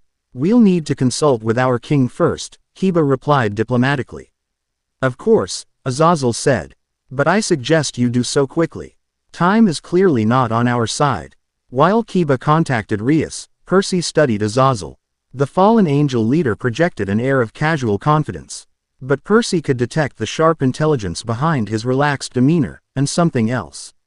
A hint of genuine concern that seemed at odds with the calculating being who had first approached him. Why help us? Percy asked quietly. What's your stake in this? Azazel's smile was enigmatic. Would you believe genuine scientific curiosity? Not entirely, no. The fallen angel laughed. Smart boy. Let's just say I have a vested interest in preventing catastrophic events that might upset the fragile peace between factions. A rampaging titan from Greek mythology would certainly qualify. Before Percy could press further, Kiba rejoined them. Rias has granted permission for us to accompany Percy to your facility, under the condition that the non-disclosure bindings are specific to your dimensional research only, not your other projects. Azazel nodded. Acceptable terms. Your king negotiates well. He extended his hand, creating another dimensional tear in the air before them. Shall we? The portal led them to a sprawling underground complex that reminded Percy somewhat of Daedalus's workshop, a chaotic blend of ancient artifacts and futuristic technology. Glass chambers contained swirling energies, mechanical constructs moved with apparent sentience, and complex magical circles covered the floors and walls. Welcome to my primary research facility, Azazel announced with pride. Few outsiders have ever seen this place. Percy whistled, impressed despite himself. You weren't kidding about studying dimensional travel. Among other things, Azazel agreed. The boundaries between realities have fascinated me for millennia. So many possibilities, so many variations. He led them to a circular chamber dominated by a massive apparatus resembling a particle accelerator combined with a magical ritual circle. Screens displayed incomprehensible data in multiple languages, including what Percy recognized as Enochian script. My dimensional resonance scanner, Azazel explained. It can detect and analyze the unique vibrational frequency of beings from different dimensions. With your permission, I'd like to scan you, Percy. It might provide the key to both returning you home and reinforcing the Titan's seal. Percy hesitated, glancing at Kiba and Kaneko. It's painless, Azazel assured him. Simply stand in the central circle and allow the machine to read your divine energy signature. After a moment's consideration, Percy nodded. All right, but no samples, no invasive procedures, just a scan. Agreed. Percy stepped onto the indicated platform. Immediately, the circles around him began to glow with a soft blue light. He felt a gentle tingling sensation as waves of energy passed through his body, reminiscent of the ocean currents he could sense and control. Fascinating, Azazel murmured, studying the data appearing on the screens. Your divine signature is fundamentally similar to the Greek gods of our world, yet distinct in several key aspects. The dimensional frequency is unusual, almost as if. He trailed off, frowning at a particular reading. What is it? Percy asked, stepping off the platform as the scan completed. Azazel's expression was troubled. Your dimensional signature shows evidence of multiple transitions. This wasn't your first journey between worlds. Percy blinked in surprise. What? No, I've never done dimensional travel before this. The data suggests otherwise, Azazel insisted. See these harmonic patterns. They indicate previous dimensional resonances. Either you've traveled between worlds before, or... He paused, his eyes widening slightly. Or someone has been systematically pulling your essence across dimensional boundaries over time, gradually shifting your vibrational frequency. Is that bad? Percy asked, though he already suspected the answer. It means, Azazel said gravely, that your arrival here might be part of a long-term plan. Someone has been preparing you for this transition. Perhaps for years. The implications sent a chill down Percy's spine. He thought of all the prophecies, all the divine manipulations he'd experienced over his life. Had everything been leading to this? Can you identify who's behind it? Kiba asked. Azazel shook his head. The signature is masked, but the technique is elegant. Whoever did this has an intimate understanding of both dimensional boundaries and Percy's specific divine energy. So, what now? Percy asked, struggling to process this new information. Azazel turned to a complex control panel. Now, I attempt to use this data to create a dimensional bridge, one that could potentially send you home and simultaneously reinforce the Titan's seal. How long will that take? Under normal circumstances, weeks of preparation. Given our current timeline, Azazel's expression was grim. I'll need to improvise significantly. As Azazel worked, Kaneko's phone chimed with an incoming message. Her eyes widened as she read it. New development, she announced. Bushu says they've made contact with a representative of the Greek pantheon in Kyoto. A minor goddess named Agal, associated with radiance and healing. That's good news, right? Percy asked. Potentially, Kiba replied, if she's willing to help. Azazel looked up from his work. Agal, she's one of the Hesperides in this world's mythology. Daughters of Atlas. Percy tensed. Atlas, as in the Titan Atlas. The same, Azazel confirmed. Though in our world, Atlas was not universally malevolent. Some of his daughters serve as intermediaries between the Titans and the Olympian gods. Which means, Percy realized, she might have divided loyalties when it comes to imprisoning her relative, Krios. Before they could discuss further, the facility's alarm system activated, flashing red lights in a pulsing tone that echoed through the complex. Azazel moved immediately to a security console, his expression darkening. We have intruders. Multiple signatures, approaching fast. He brought up surveillance footage showing a group of hooded figures moving through the outer chambers, disabling security measures with practiced efficiency. Who are they? Percy asked, uncapping Riptide. Divine Hunters, Azazel growled. A secretive organization dedicated to tracking and containing divine beings they deem unregistered, or dangerous. They've been a nuisance for centuries. And they're after Percy, Kaneko concluded. Azazel nodded grimly. His unique divine signature would have triggered their detection systems. And they're not known for asking politely before taking action. How many? Kiba asked, summoning a sword to his hand. At least a dozen, well armed with anti-divine weaponry. Azazel's expression turned calculating. My security systems will slow them, but not stop them. I need more time to complete the dimensional bridge calculations. Then we'll buy you that time, Percy decided. He'd faced worse odds before. Kiba, Kaneko, you with me. The knight and rook nodded without hesitation. There's a choke point in the eastern corridor, Azazel instructed, pointing to the facility map. If you can hold them there, I might be able to complete the essential work. Consider it done, Kiba replied with confidence. As they moved to intercept the intruders, Percy couldn't help but reflect on the irony. Once again fighting to save a world he'd never asked to visit, against enemies he'd never intended to make. Just another day in the life of a demigod. The eastern corridor was a long, narrow hallway ideal for a defensive stand. Percy, Kiba, and Kaneko positioned themselves strategically, Kiba at the front with his superior speed and swordsmanship, Kaneko slightly behind. To utilize her immense strength in the confined space, and Percy providing support with both Riptide and his water abilities. They're approaching, Kaneko said quietly, her enhanced senses detecting movement beyond the sealed doors. 10, no, 12 individuals, all carrying enchanted weapons. Any chance they'll listen to reason? Percy asked, though he already knew the answer. Kiba smiled grimly. Divine Hunters aren't known for their negotiation skills. They identify, neutralize, and contain, in that order.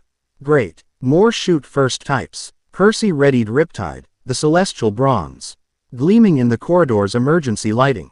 Just remember, we're buying time, not starting a war. Incapacitate, don't kill. The devils nodded in agreement. A moment later, the sealed doors at the far end of the corridor shuddered under a powerful impact. A second blow dented the metal, and a third tore them from their hinges. The Divine Hunters moved with military precision, black tactical gear, faces obscured by enchanted masks. Weapons ranging from modified firearms to glowing energy blades. They paused upon seeing the defenders, clearly reassessing their approach. One stepped forward, taller than the others, with silver trim on their uniform suggesting leadership. Stand aside, they commanded, voice distorted by their mask. We have no quarrel with devils. Our business is with the unregistered deity. I'm not a deity, Percy called back. Just a demigod passing through. Your energy signature indicates otherwise, the leader replied. Unauthorized divine manifestation in this dimension requires containment and evaluation. Protocol is clear. He's under the protection of House Grimori, Kiba stated formally. Any action against him will be considered an act of aggression against devil territory. The hunters exchanged glances, seemingly unimpressed by the threat. Devils have no authority over divine regulatory matters, the leader countered. Final warning. Stand aside, or you will be removed. Percy sighed. They never choose the easy way, do they? The hunters charged as one, their weapons humming with power specifically designed to combat divine entities. Kiba moved with blinding speed, his sword a blur as he parried the first wave of attacks, forcing the hunters to spread out. Kaneko engaged next, her small frame belying monstrous strength as Shish. Caught a hunter's energy blade bare-handed and shattered it, following with a punch that sent the attacker flying backward into their comrades. Percy waited for his opening, then swept his hand toward a nearby fire suppression system. The pipes burst, water flooding the corridor. With a thrust of his will, he formed the water into a massive wave that slammed into half the hunters, washing them back toward the entrance. Confirmed divine hydrokinesis, one hunter shouted. Switched to countermeasures ALPHA7. Several hunters produced small devices that began to glow with a harsh yellow light. Percy felt a sudden resistance in his control over the water, as if something was interfering with his connection. They're using anti-divine dampening fields, Kiba warned, engaging two hunters simultaneously. His sword creating afterimages as he struck from multiple angles. Designed to suppress godly powers. Percy grimaced as the water responded more sluggishly to his commands. These hunters were well prepared for divine opponents. Adapting quickly, he switched tactics, relying more on his physical combat training. A hunter lunged at him with an electrified staff. Percy parried with Riptide, the celestial bronze causing the weapon to short-circuit on contact. He followed with a swift kick to the hunter's knee, then brought the flat of his blade down on their helmet, dropping them unconscious. They're too organized, Kaneko observed, grappling with a hunter nearly twice her size. Professional. She was right. These weren't random zealots but a disciplined force with specific training against divine beings. For every hunter they neutralized, the others adapted, adjusting their formation and tactics. The leader hung back, observing the battle while speaking into a communication device. Percy didn't like the implications, they might be calling for reinforcements. We need to end this quickly, he decided, looking for a decisive advantage. Despite the dampening fields, Percy could still feel the water around them. Not just the water he'd released from the pipes, but moisture in the air, in the hunters' bodies, more subtle sources that their countermeasures weren't fully blocking. Concentrating intensely, Percy reached for that deeper connection to water, the one that had helped him survive Tartarus itself. For a moment, nothing happened. Then he felt it, the familiar tug in his gut, stronger than before, almost painful in its intensity. The temperature in the corridor plummeted. Frost spread across the walls as Percy drew moisture from the very air. The who enters movements slowed as the water within their bodies responded to his call, not enough to harm them, but enough to create a momentary resistance. In that brief window of opportunity, Kiba and Kaneko struck with coordinated precision. The knight disarmed 3 hunters in a single pass, while the rook dealt with 2 more using devastating strikes that cracked their armor but avoided lethal damage. Percy advanced on the leader. Riptide pointed directly at their chest. Call them off, he demanded. Now, the leader remained defiant. You prove our point, demigod. That level of hydrokinetic control, it exceeds classification parameters. You represent an unquantified risk. I'm trying really hard not to hurt anyone, Percy replied, his patience wearing thin. But I'm also trying to prevent a titan from breaking free and destroying your world. So maybe we could prioritize threats here. That gave the leader pause. Explain. Seeing an opening for dialogue, Percy quickly outlined the situation with Krios and the weakening seal. As he spoke, the remaining hunters lowered their weapons slightly, listening. You can verify this with Yasaka of the Kyoto Yokai, Percy concluded. Or with Searsex's Lucifer. Hell, check your own seismic monitors around Mount Fuji. The evidence is there. The leader was silent for a long moment before reaching up to remove their mask, revealing a man in her 40s with close-cropped silver hair and calculating eyes. I am Commander Rhea Winters, she introduced herself. And if what you say is true, then the containment protocol takes precedence over apprehension. Meaning? Kiba asked cautiously. Meaning we prioritize the greater threat, this awakening titan.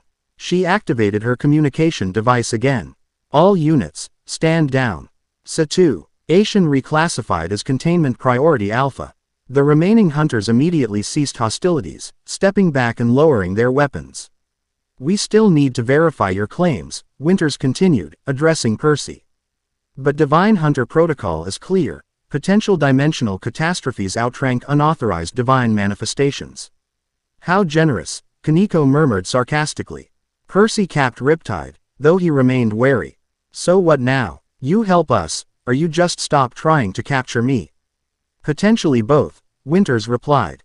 The Divine Hunter Order possesses extensive archives on sealing techniques for various entities, including Titans. She hesitated, then added, we also have artifacts recovered from previous dimensional incursions that might assist with your return journey. And in exchange, Percy asked, knowing there had to be a catch. Full cooperation, complete scans of your divine signature for our records, and your assistance in reinforcing the Titan seal before you depart. It wasn't an unreasonable request, though Percy remained suspicious of their sudden change in attitude. Still, they needed all the help they could get with the deadline approaching. I'll need to discuss this with Azazel and the Grimoire group, he said finally.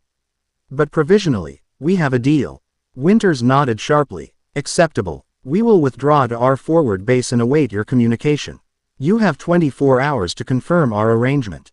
She handed Percy a secure communication device. Use this to contact us when you've decided. As the hunters retrieved their injured comrades and departed, Percy couldn't help but feel they'd just exchanged one complication for another. Still, potential allies were better than active enemies, especially with a Titan awakening on the horizon. That was unexpected, Kiba observed as they watched the hunters leave. They adapted to new information efficiently, Kaneko noted with grudging respect. Professional. Percy nodded, pocketing the communication device. Let's hope Azazel has made progress. Because I have a feeling we're going to need all the help we can get. When they returned to the main laboratory, they found Azazel absorbed in his work, surrounded by holographic displays showing complex calculations and dimensional models. Ah, you survived, he remarked without looking up. Excellent. I'd have hated to lose such a valuable research subject. Thanks for the concern, Percy replied dryly. The Divine Hunters have temporarily backed off. They're actually offering to help with the Krios situation. That got Azazel's attention. Interesting. The Hunters rarely collaborate with other factions. They must be truly concerned about the Titan's awakening. Or they see an opportunity to study Percy more thoroughly. Kiba suggested. Almost certainly both, Azazel agreed. Still, their resources could prove useful. Their organization predates most modern supernatural factions. Their archives contain knowledge even I find impressive. What about your dimensional bridge? Percy asked, nodding toward the displays. Any progress? Azazel's expression turned serious. Yes and no. They identified the dimensional frequency of your home reality, a significant achievement in itself. However, creating a stable bridge powerful enough to transport you there would require more time and resources than we currently have. So it's not an option before the full moon, Kaneko concluded. Not for a complete transition, no. Azazel manipulated one of the displays, bringing up a new model. However, I may have an alternative approach. A partial resonance that would temporarily align your divine signature with this dimension's frequency. Meaning what, exactly? Percy asked. Meaning, Azazel explained, we could potentially modify your divine energy to stop disrupting the Titan's seal, without actually sending you home. A temporary fix that would buy us time. Percy considered this, and the drawbacks. Azazel smiled appreciatively at the question. Sharp boy. Yes, there would be significant drawbacks. The process would temporarily suppress your demigod abilities, your connection to water, your physical enhancements, possibly even your weapon's effectiveness. You would be essentially human until the treatment wore off. For how long? Difficult to say precisely. A week, perhaps 2. Certainly long enough to reinforce the seal properly and develop a more permanent solution for your return journey. Percy didn't like the idea of losing his powers, especially with a Titan potentially breaking free. But if it meant preventing Krios' escape in the first place, it's a viable backup plan, he decided. But let's explore all options before committing. Azazel nodded in agreement. Wise. I'll continue refining the process while we await word from the Grimoire group in Kyoto. As if on cue, Percy's borrowed phone buzzed with an incoming message from Rias. Meeting arranged with Greek representative. Return to Kyoto immediately. Crucial development. Looks like we're headed back to Yasaka's territory, Percy announced, showing the others the message. The Greek goddess has agreed to meet. I'll continue my work here, Azazel said, and perhaps initiate cautious communication with the divine hunters. Their archives might contain alternative approaches we haven't considered. Percy hesitated, then offered his hand to the fallen angel leader. Thank you for your help. I know you have your own agenda, but I appreciate the effort. Azazel's SMI. Low was surprisingly genuine as he shook Percy's hand. Don't mistake scientific curiosity for altruism, Percy Jackson. But in this case, our interests align perfectly. A rampaging titan benefits no one. As they prepared to depart, Azazel added, one more thing, be cautious with this Greek representative. The Hesperides in our world have complex loyalties. Their history with both Olympians and titans makes their allegiances fluid. Percy nodded, taking the warning seriously. Trust me, I know all about complicated family politics among immortals.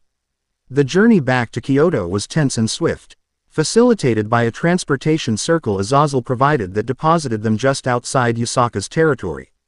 As before, they followed the hidden path through the boundary between mortal and yokai realms. The magical barrier shimmering around them as they passed. Yusaka's palace appeared busier than during their previous visit, with yokai of various types hurrying about with apparent purpose. They were led immediately to a different reception room than before, this one more formal, with ancient artifacts displayed in recessed alcoves and a view of a stone garden rather than the lush landscape they'd seen previously. Rias, Akano, Issei, and Asia were already present, along with Yusaka and Kuno. But what caught Percy's attention was the woman seated at Yusaka's right, tall and ethereally beautiful, with golden hair that seemed to glow from within and eyes the color of sunrise. She wore a simple white chiton in the ancient Greek style, adorned with golden clasps and a circlet of woven laurel leaves. Percy immediately recognized the aura of divinity surrounding her, similar to the gods of his world, yet subtly different. This was undoubtedly Aegel, goddess of radiance and one of the Hesperides. Percy Jackson, Yusaka greeted formally. I am pleased you could join us promptly. Events are moving more quickly than anticipated. Rias rose to embrace Kiba and Kaneko briefly before turning to Percy. The seismic activities have increased exponentially in the past 6 hours, she explained. And there have been reports of strange celestial phenomena around Mount Fuji, lights in the sky, gravitational anomalies. Krios' power is leaking through the weakening seal, Aegel confirmed, her voice melodic yet commanding. His dominion over the constellations manifests first, EV.N before his physical form can fully emerge. Percy approached and bowed respectfully to the goddess, as he'd learned to do with divine beings who hadn't yet tried to kill him. Lady Aegel, thank you for agreeing to help. The goddess studied him with ancient eyes that seemed to peer directly into his divine essence. Fascinating, she murmured. You are truly Poseidon's son, yet not of this world's Poseidon. A divine paradox walking in flesh. So I've been told, Percy replied. What can you tell us about Krios and the seal binding him? Aegel gestured for him to be seated. The Titan you know as Krios came to these islands centuries ago, during what mortals call the Heian period. He was exploring, following the fading worship of the Greek pantheon as it migrated eastward. In this world, what happened to the Greek gods when their worship declined? Percy asked, genuinely curious about the differences between dimensions. We adapted, Aegel replied simply. Some retreated to Olympus, maintaining our essential natures but withdrawing from mortal affairs. Others merged partially with local divine traditions, syncretism, the scholars call it. And some, like the Titans who never fully accepted Olympic rule, saw opportunity in the changing landscape. Krios being one of them, Percy concluded. Aegel nodded. He attempted to establish a foothold in this land, drawn to the powerful ley lines beneath Mount Fuji. But he underestimated the local kami and yokai, who defended their territory fiercely. The resulting conflict threatened to destabilize the entire region, Yusaka continued. My ancestors, along with the major kami of Japan, sought assistance from other divine pantheons who had experience with the Titans. The Olympians, Percy guessed. Yes, Aegel confirmed. Zeus sent a delegation, including Artemis, Hermes, and several minor deities with expertise in binding rituals. I was among them. Together, we created a seal that would contain Krios beneath the mountain, Yusaka explained. It drew power from multiple divine traditions, Greek, Shinto, and yokai magics woven together in perfect balance. A balance my presence disrupted, Percy said grimly. Precisely, Aegle agreed. The seal recognized your Greek divine essence but could not categorize it properly within its framework. The resulting dissonance is causing the entire structure to unravel. So how do we fix it? Percy asked. Aegle and Yusaka exchanged glances, and Percy immediately sensed there was something they weren't saying. There are options, Yusaka said carefully. But all carry significant risks. Quote, Lady Aegle has proposed a ritual, Rias explained, her expression troubled. One that might reinforce the seal using Percy's unique divine signature as a component rather than trying to exclude it. Quote, that sounds promising, Percy said cautiously, noting Rias's concern. What's the catch? Aegle's expression remained serene, but her eyes hardened slightly. The ritual would require you to contribute a portion of your divine essence, permanently. You would remain a demigod, but somewhat diminished. Your connection to water and other abilities would be weakened. Percy frowned. How weakened are we talking about? Perhaps a reduction of 30 to 40% in your capabilities, the goddess replied. A significant sacrifice, but one that will guarantee the seal's integrity for at least another century. And the alternative is a rampaging titan, Kaneko observed quietly. What about Azazel's plan? Kiba asked. The dimensional frequency alignment. Percy explained the fallen angel's proposal to temporarily suppress his divine signature entirely, allowing time for a more permanent solution. Interesting approach, Aegle acknowledged, though her tone suggested skepticism. However, it relies on fallen angel technology that has never been tested on a being from another dimension. The risks of catastrophic failure are significant. And there's another concern, Aegle continued, suppressing your divine essence entirely might cause the seal to collapse completely. The binding was designed to channel and redirect divine energy, not to function in its absence. So we're back to your ritual, Percy concluded. Sacrifice a chunk of my powers permanently, or risk Creo's breaking free. There is a third option, Yusaka interjected, her tail swaying pensively behind her. Though Lady Aegle considers it controversial. The goddess's perfect features tightened slightly. It is reckless and unpredictable. But potentially effective, Yusaka countered. And it would not require permanent sacrifice from Percy. I'm listening, Percy said, looking between the two powerful beings. Yusaka folded her hands carefully. The seal could be reconfigured rather than merely reinforced. By incorporating elements specifically attuned to your unique dimensional frequency, we could create a new balance, one that accommodates your presence rather than being disrupted by it. The risk, Aegle added sharply, is that such reconfiguration would require temporarily lowering the existing barriers. For a brief period, perhaps minutes, Creos would be less constrained. If anything were to go wrong during that window, he could break free entirely, Rias finished. Percy considered the options, weighing them carefully. None were ideal. Permanent reduction of his powers would impact his effectiveness not just in this world but upon returning home. Azazel's untested technology carried its own significant risks. And Yusaka's reconfiguration gambit meant potentially letting Creos gain ground before stopping him again. There's something else we should consider, Issei spoke up suddenly. Everyone turned to look at the newest devil, who seemed slightly uncomfortable with the attention but pressed on. Percy mentioned that in his world, they've actually fought titans before and won. What if we prepare for the worst? Creos breaking free, while still attempting the seal reconfiguration. A contingency plan, Akeno nodded approvingly. Wise. Fight a titan. Aegle looked genuinely alarmed. Even weakened by centuries of imprisonment, Creos would be beyond the capabilities of everyone in this room combined. Maybe in direct confrontation, Percy acknowledged.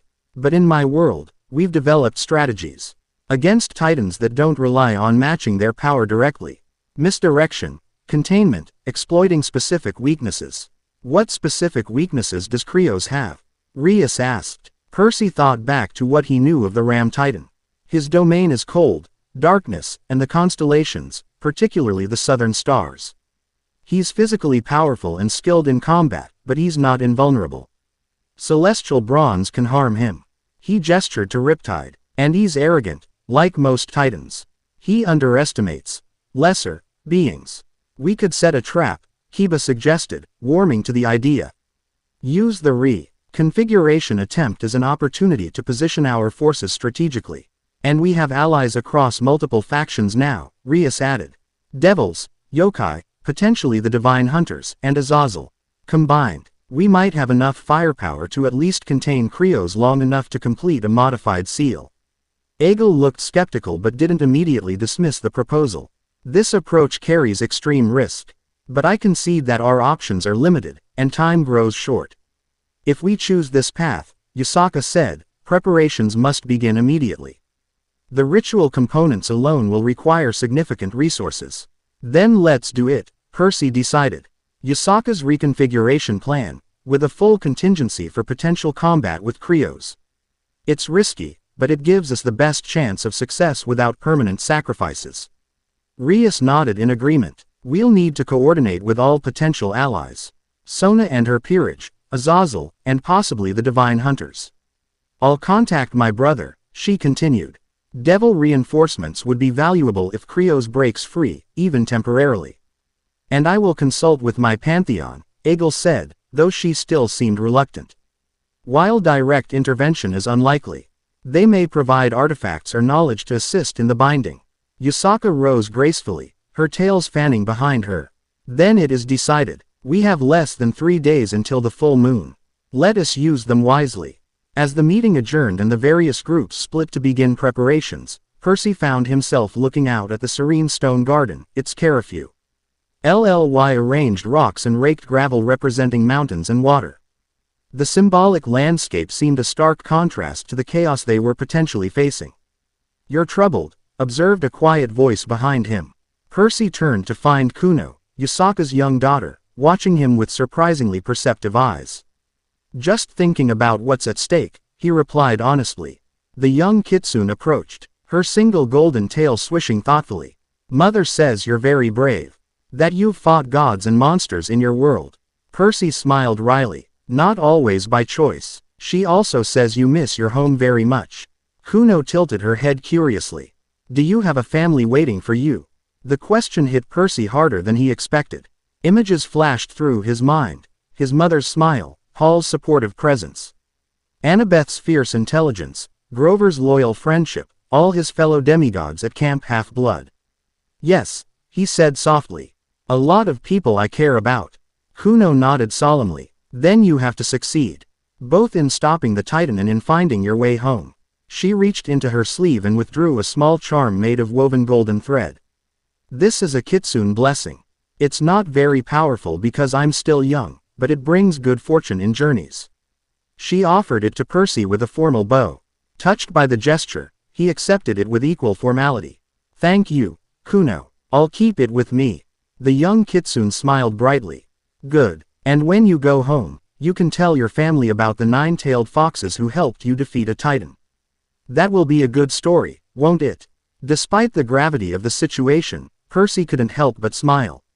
The best kind. As Kuno scampered off to rejoin her mother, Percy closed his hand around the small charm. In his experience, the smallest gifts sometimes made the biggest differences in quests. And right now, they needed every advantage they could get. The next 2 days passed in a blur of preparations. Yusaka's palace became the central headquarters for their operation, with representatives from multiple factions coming and going as plans were developed and resources gathered. Rias's brother, Searzex Lucifer, sent 2 members of his personal guard, a tall, silver-haired woman named Graphia, who Percy learned was actually Searzex's wife and the strongest queen in Devil Society. And a man introduced only as McGregor, whose youthful appearance belied the ancient power Percy sensed within him. Azazel arrived with cases of equipment and a team of fallen angel researchers, immediately establishing a laboratory in one wing of Yusaka's palace. The Divine Hunters, after extensive negotiations, provided access to their archives on Titan sealing techniques and stationed a squad of their elite operators nearby. Led by Commander Winters herself, even Sona Citri and her entire peerage joined them, bringing detailed analyses of the seismic patterns around Mount Fuji and Mag. ICAL sensors to monitor the seal's deterioration in real time. Through it all, Percy found himself in the unusual position of being treated as both a valuable ally and a potential catalyst for disaster. His unique knowledge of Titans made him central to their planning, yet his very presence continued to accelerate the seal's deterioration. The readings are concerning, Sona reported during their final strategy meeting. The evening before the full moon, the seal's integrity has decreased by 67% and continues to weaken at an accelerating rate. Can it hold until tomorrow night? Rias asked. Sona adjusted her glasses precisely. Calculations suggest it will remain partially effective until approximately noon tomorrow. After that, containment will be increasingly compromised. Then we move tonight, Yusaka decided. The ritual does not require the full moon, that would merely be Krios' moment of maximum strength. Better to act while we still have some advantage. The ritual circle is prepared. Aegel confirmed. We've incorporated elements from Percy's divine signature, obtained through Azazel's scanning technology. And our contingency plans? Percy asked. Rias nodded to Kiba, who unrolled a detailed map of Mount Fuji, focusing on the shrine area. 3 defensive perimeters, the knight explained, pointing to marked positions. Inner circle consists of our strongest combatants. Percy with his celestial bronze weapon, Graphia's ice magic to counter Krios' cold manipulation, Akino and McGregor providing magical artillery support, and Yusaka in her full 9-tailed form for raw power. Middle perimeter will be held by the remainder of Rias and Sona's peerages, reinforced by Winta's divine hunters, he continued. Their primary role is Kontai. En meant, preventing Krios from escaping the battlefield if he breaks free. And the outer perimeter? Percy asked. A joint barrier maintained by Azazel's team and Aegel's divine magic, Kiba replied. Designed to prevent collateral damage and keep the conflict hidden from mortal awareness. What about evacuation plans for civilians? Percy pressed, remembering hard lessons from previous battles. Already implemented, Sona answered. A gas leak. Warning has cleared all hikers and tourists from Mount Fuji's northwestern face. Local authorities believe it's a routine safety precaution. Percy nodded, impressed by the thoroughness. Having participated in many hastily assembled quests and last-minute battle plans, the level of coordination here was refreshing, if still nerve-wracking given what they were facing. Our window of opportunity during the ritual will be approximately 3 minutes, Yusaka explained, bringing them back to the central plan. During that time, the old seal will be partially lifted while the new configuration is established. If Krios attempts to break free during that window, we push him back, Percy completed firmly. Keep him contained long enough for the new seal to take effect. And if that fails? Aegel asked, her skepticism still evident. Percy met her gaze steadily. Then we fight. And trust me, it wouldn't be the first time I've helped take down a Titan. As the meeting concluded and everyone departed to make final preparations, Rias approached Percy privately. You've faced these situations before, she observed. How do you remain so calm?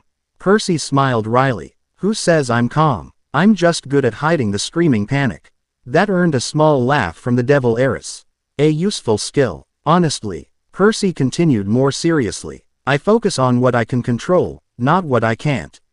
And I remember what I'm fighting for. Rias nodded thoughtfully. What you're fighting for? In this case, a world that isn't even your own. People are people, no matter what dimension, Percy replied with a shrug. And nobody deserves to have a rampaging Titan destroying their home. Rias studied him for a moment, then smiled. The devils of my world could learn something from you, Percy Jackson. We tend to overthink our self-interest. She hesitated, then added, whatever happens tonight, I want you to know that House Grimoire considers you an ally and friend. Should you ever return to this dimension under better circumstances, you will always be welcome in our territory. The formal declaration caught Percy by surprise, but he recognized its significance. Thank you. That means a lot. As Rias departed to coordinate with her peerage, Percy found himself alone on one of the palace's verandas, looking up at the night sky. The stars here were arranged differently than in his world, yet they still provided the same sense of cosmic perspective he'd often felt during quiet moments at Camp Half-Blood. Quite the alliance you've assembled, observed a now familiar voice. Percy turned to find Azazel approaching, the fallen angel leader looking uncharacteristically somber. Not me. Rias and Yusaka did most of the diplomatic heavy lifting. Don't underestimate your impact, Azazel countered. Devils, yokai, fallen angels, divine hunters, even a reluctant goddess, all cooperating because of your arrival. It's unprecedented. Nothing like an awakening titan to bring people together, Percy remarked dryly. Azazel chuckled. True enough. His expression turned more serious. I've completed my analysis of your dimensional frequency. If we survive tonight's excitement, I believe I can create a stable pathway home for you. Percy felt a surge of hope. Really? That's incredible. Don't celebrate yet, Azazel cautioned. The process will require significant power, more than I can generate alone. And even then, the window will be brief. But it's possible. Yes, Azazel confirmed. See if the seal reconfiguration succeeds in incorporating your divine signature. That would actually create a resonance we could exploit for the dimensional bridge. Percy nodded, filing away this information. One crisis at a time. First, they had to contain Krios. Then he could focus on finding his way home. There's something else you should know, Azazel added, his voice lowering. I've detected unusual energy patterns in Egel's recent communications. She's been in contact with someone outside her pantheon, someone powerful. Percy tensed. You think she's betraying us? Not necessarily, but her motivations may be more complex than she's revealed. The Hesperides have always maintained connections to both Olympians and Titans. Family politics among immortals can be complicated. Tell me about it, Percy muttered, remembering his own experiences with divine family drama. What should we do? For now, proceed as planned, Azazel advised. But watch her closely during the ritual. If she deviates from the agreed procedure in any way, I'll handle it, Percy promised. Just what they needed. Another potential complication on top of everything else. As night deepened around them, Percy found himself thinking of Annabeth. She'd know exactly how to approach this problem, how to analyze the variables, anticipate betrayals, identify leverage points. He missed her tactile brilliance almost as much as he missed her smile. I'm coming home, wise girl, he whispered to the unfamiliar stars. Just need to deal with one more Titan first. The ancient shrine on Mount Fuji's northwestern slope looked even more ominous by moonlight. Stone lanterns lining the approach had been relit for the first time in centuries, their flames an eerie blue that cast everything in ghostly illumination. Percy stood at the edge of the ritual circle that had been painstakingly constructed over the past 2 days. The complex design incorporated elements from multiple magical traditions, Greek key patterns interwoven with Japanese manji symbols and yokai script, all surrounding the central depression where the mercury-like substance formed the seal's core. Everyone had taken their positions according to the plan. Yasaka, Egel, and Azazel would conduct the primary ritual, their combined knowledge of different sealing techniques essential to the reconfiguration. The combat teams were stationed strategically, ready to respond if Krios attempted to break free during the vulnerable window. Final checks complete, Sona reported, adjusting a magical monitoring device. The Al's integrity is at 29% and falling. We should begin immediately. Yasaka nodded, her 9 tails fanning out behind her as she took her position at one point of the triangular formation around the seal. Azazel took the second position, his research equipment humming with power. Egel moved to the third position, her divine aura intensifying until she appeared to glow from within. Percy, Yasaka called, you must join us at the center. Your divine essence is the key component of the reconfiguration. With a final glance at Rias and the others, Percy stepped into the ritual circle. Approaching the mercury-like pool, up close, he could see disturbances in its perfect reflective surface, ripples and currents that suggested something massive stirring far below. What do I need to do? He asked. Stand at the edge of the pool, Egel instructed. When the ritual begins, you must focus on your divine essence, your connection to Poseidon, to water, to all that makes you a demigod. The seal will draw what it needs. Will it hurt? Percy couldn't help asking. Egel's expression remained coolly serene. Yes, but it will not cause permanent damage if performed correctly. Comforting, Percy muttered, taking his position. Yasaka began the ritual, her voice rising in an ancient yokai chant. Golden energy flowed from her tails, forming complex patterns above the seal. Azazel joined next, speaking words in what sounded like Enochian, his fallen angel power creating a contrasting dark purple energy that intertwined with Yasaka's golden light. Finally, Aegle added her voice, speaking in ancient Greek. Her contribution manifested as pure white radiance that completed the tricolor energy matrix hovering above the seal. As the three energies merged and intensified, Percy felt a tugging sensation deep within him, as if something was reaching for his very core. It started as discomfort, then rapidly escalated to pain that radiated from his center to every extremity. "Hold steady," Azazel called over the growing magical turbulence. "The seal is responding." The mercury-like pool began to swirl violently, its surface no longer reflective but turbulent and chaotic. The pain in Percy intensified, drawing a grunt of effort as he fought to maintain his position. "The old binding is dissolving," Yusaka announced, her voice strained. "Prepare for the transition." The ground beneath them trembled as the energy matrix descended into the pool. The moment it made contact, a shock wave of power erupted outward, knocking everyone back several steps. Only Percy remained in place, somehow anchored to the spot by the connection that had formed between him and the seal.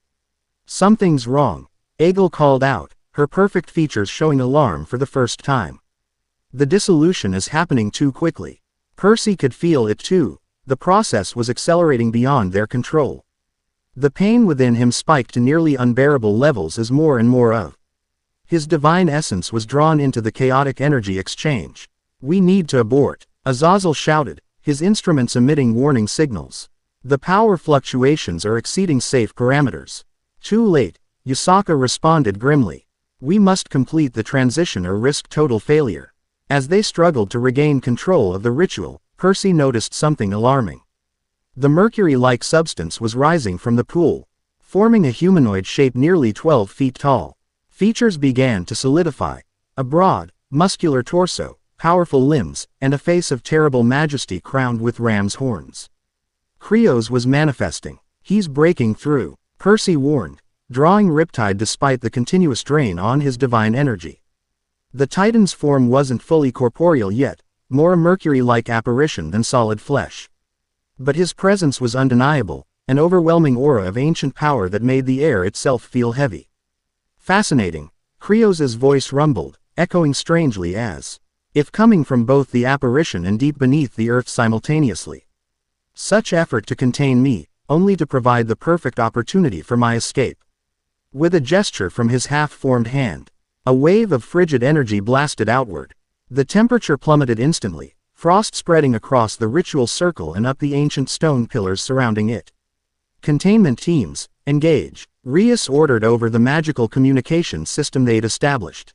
Graphia immediately countered the cold wave with her own ice magic, creating a barrier that prevented the freezing effect from reaching the outer perimeters.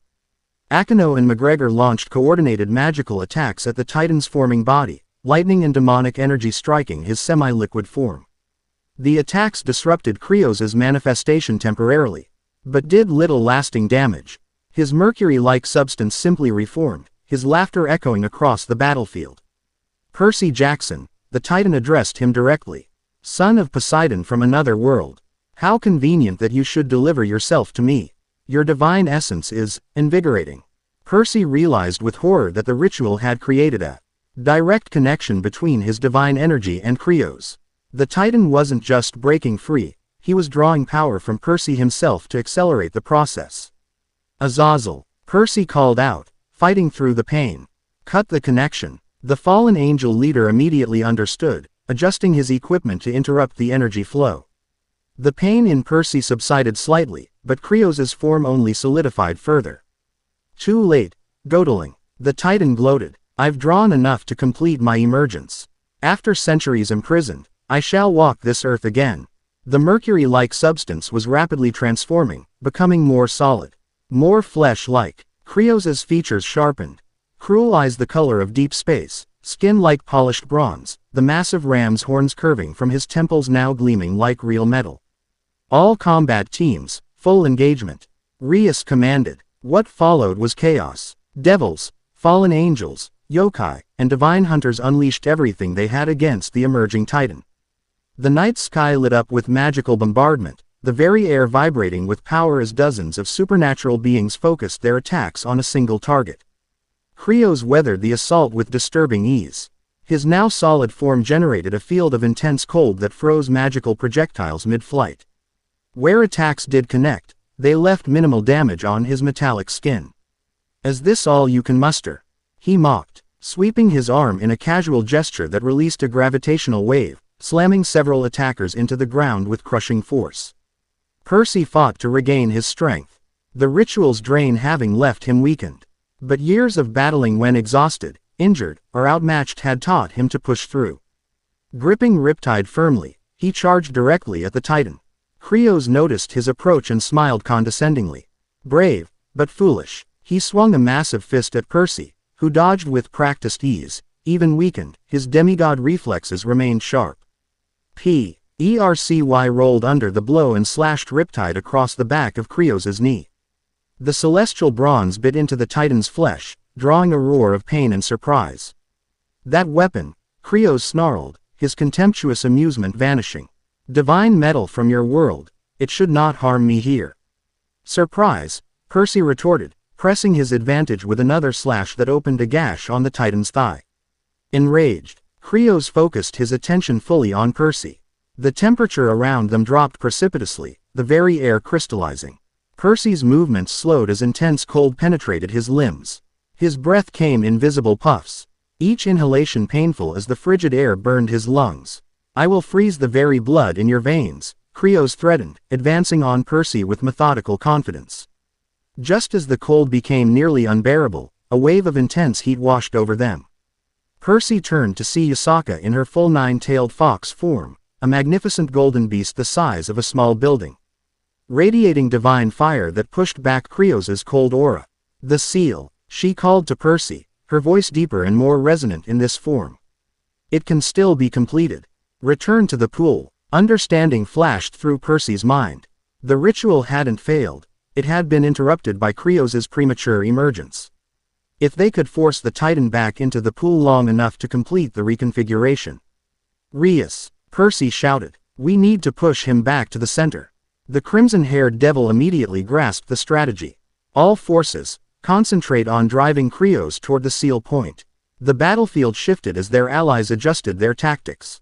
Instead of trying to damage Krios directly, they focused on hurting him, attacking from all sides except the path back to the mercury pool.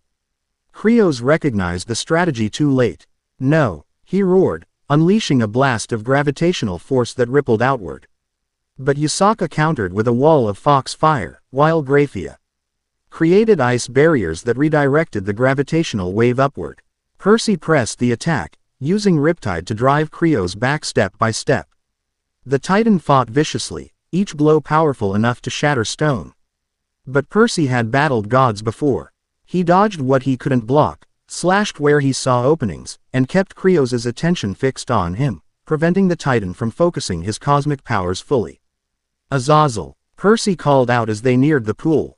"Ready the seal." The fallen angel and eagle had resumed their positions, quickly re-establishing the energy matrix above the mercury pool. But as Percy maneuvered Krios closer, he noticed something troubling. Eagle's contributions to the matrix were fluctuating, weakening the overall structure. Azazel noticed too. "The binding is unstable. We need more power on the divine aspect." Eagle's face showed strain, but Percy caught a momentary flicker of something else in her expression: hesitation. Conflict. Whatever it was, the DxD's wasn't fully committing to the seal. In that moment of distraction, Krios struck with terrifying speed. His fist connected with Percy's chest, sending him flying backward into one of the stone pillars. The impact drove the air from his lungs and sent Riptide clattering from his grip. "Enough of this," Krios growled, turning toward the ritual circle with clear intent to destroy it completely. Percy struggled to his feet, pain shooting through his ribs. Riptide had fallen too far away to reach quickly. Without his weapon, without time to recover, a memory surfaced, a lesson from Chiron years ago. A demigod's power comes not from their weapons or training, but from within. From their divine essence, their connection to their godly parent. Percy closed his eyes briefly, centering himself. The ritual had drained much of his power, but not all of it. Never all of it. His connection to water, to the sea, to his father's domain, it was part of his very being. He reached out with his senses. Not to the visible water sources, but deeper. To the groundwater flowing beneath Mount Fuji, to the moisture in the air, to the water within living beings all around them. A familiar tug formed in his gut, but different this time, stronger, more fundamental, as if something about this world's connection to water resonated more powerfully with his abilities. The ground beneath Krios's feet suddenly erupted as a geyser of pressurized water shot upward with incredible force. The Titan, caught mid-stride, was lifted off his feet and propelled backward, directly toward the mercury pool. "Now," Percy shouted, maintaining his concentration despite the strain. Yusaka, Azazel, and the others immediately unleashed a coordinated barrage that kept Krios suspended above the pool. The Titan roared in fury, struggling against the combined assault, but couldn't gain purchase in midair. Percy approached the edge of the pool, retrieving Riptide along the way. His body ached, his power was nearly exhausted, but determination drove him forward. "The seal needs divine Greek energy," he called to Azazel. "It's why Aegle was essential." The fallen angel nodded grimly. "Her contribution is insufficient. Without proper divine power of Greek origin, the binding will fail." Percy looked at Aegle, who was maintaining her position but clearly holding back. Their eyes met across the chaotic battlefield, and he saw conflict in her ancient gaze. "You're protecting him," Percy realized aloud. "He's your kin." Aegle's expression confirmed his suspicion. The binding was always too cruel. Centuries of isolation, of immobility. No being deserves such a fate. "And yet you agreed to help us," Percy countered. "To find a better solution," she replied. "A binding that would contain his power but allow him consciousness. Communication. Not this half-existence." Percy understood her perspective. The complicated loyalties of divine families, the reluctance to condemn even a dangerous relative to eternal imprisonment. But he also recognized the greater threat. "If he breaks free completely, many will die," Percy stated simply. "You know what Titans are capable of." Indecision flickered across Aegle's perfect features. Above them, Krios was beginning to overcome their combined assault, his control over gravity slowly counteracting the forces holding him aloft. "We're losing him," Rias warned. Percy made a decision. If Greek divine energy was needed to complete the seal, and Aegle wouldn't provide it fully. "I'll do it myself," he declared, stepping to the pool's edge. "Percy." "No," Azazel shouted. "Directly channeling your essence into the seal without proper preparation could kill you." "Got a better idea?" Percy asked grimly, raising Riptide. "Because we're out of options." Before anyone could stop him, Percy slashed his palm with Riptide's edge. Divine blood, the blood of Poseidon, welled from the wound. He knelt and pressed his bleeding hand directly into the mercury-like substance of the pool. The effect was immediate and overwhelming. Pain unlike anything Percy had experienced before shot through his entire body as the seal connected directly to his divine essence. But with the pain came power, a resonance between his demigod nature and the ancient magic of the binding. The mercury pool began to glow with sea-green light, the color of Percy's eyes, the color of his father's power. The energy matrix above it stabilized, incorporating this new source of divine Greek power. "It's working," Yusaka exclaimed. "The seal is reforming." Above them, Krios's struggles became more desperate as he felt the pull of the binding. "No, not again. I will not be imprisoned for another millennium." In a last, desperate effort, the Titan unleashed his full power. Cold beyond imagining radiated from his body, flash freezing everything within 30 feet. The stars above seemed to distort as his control over constellations manifested, creating a gravitational lens effect that warped light itself. Percy felt his consciousness beginning to fade as the seal continued drawing from his life force. But he held on, focusing on everything he had to live for, his friends at camp, his mother. Annabeth waiting for him in another dimension. Through dimming vision, he saw Aegle step forward, her expression resolved. "Enough," she declared, her divine aura flaring to full brilliance. "This ends now." The goddess added her power to the binding, her earlier hesitation gone. With her contribution, the energy matrix achieved perfect balance, yokai, fallen angel, and divine Greek power working in harmony. The mercury pool erupted upward, engulfing Krios in a column of liquid metal. The Titan's roar of defiance was cut short as he was pulled downward, his form dissolving back into the seal substance.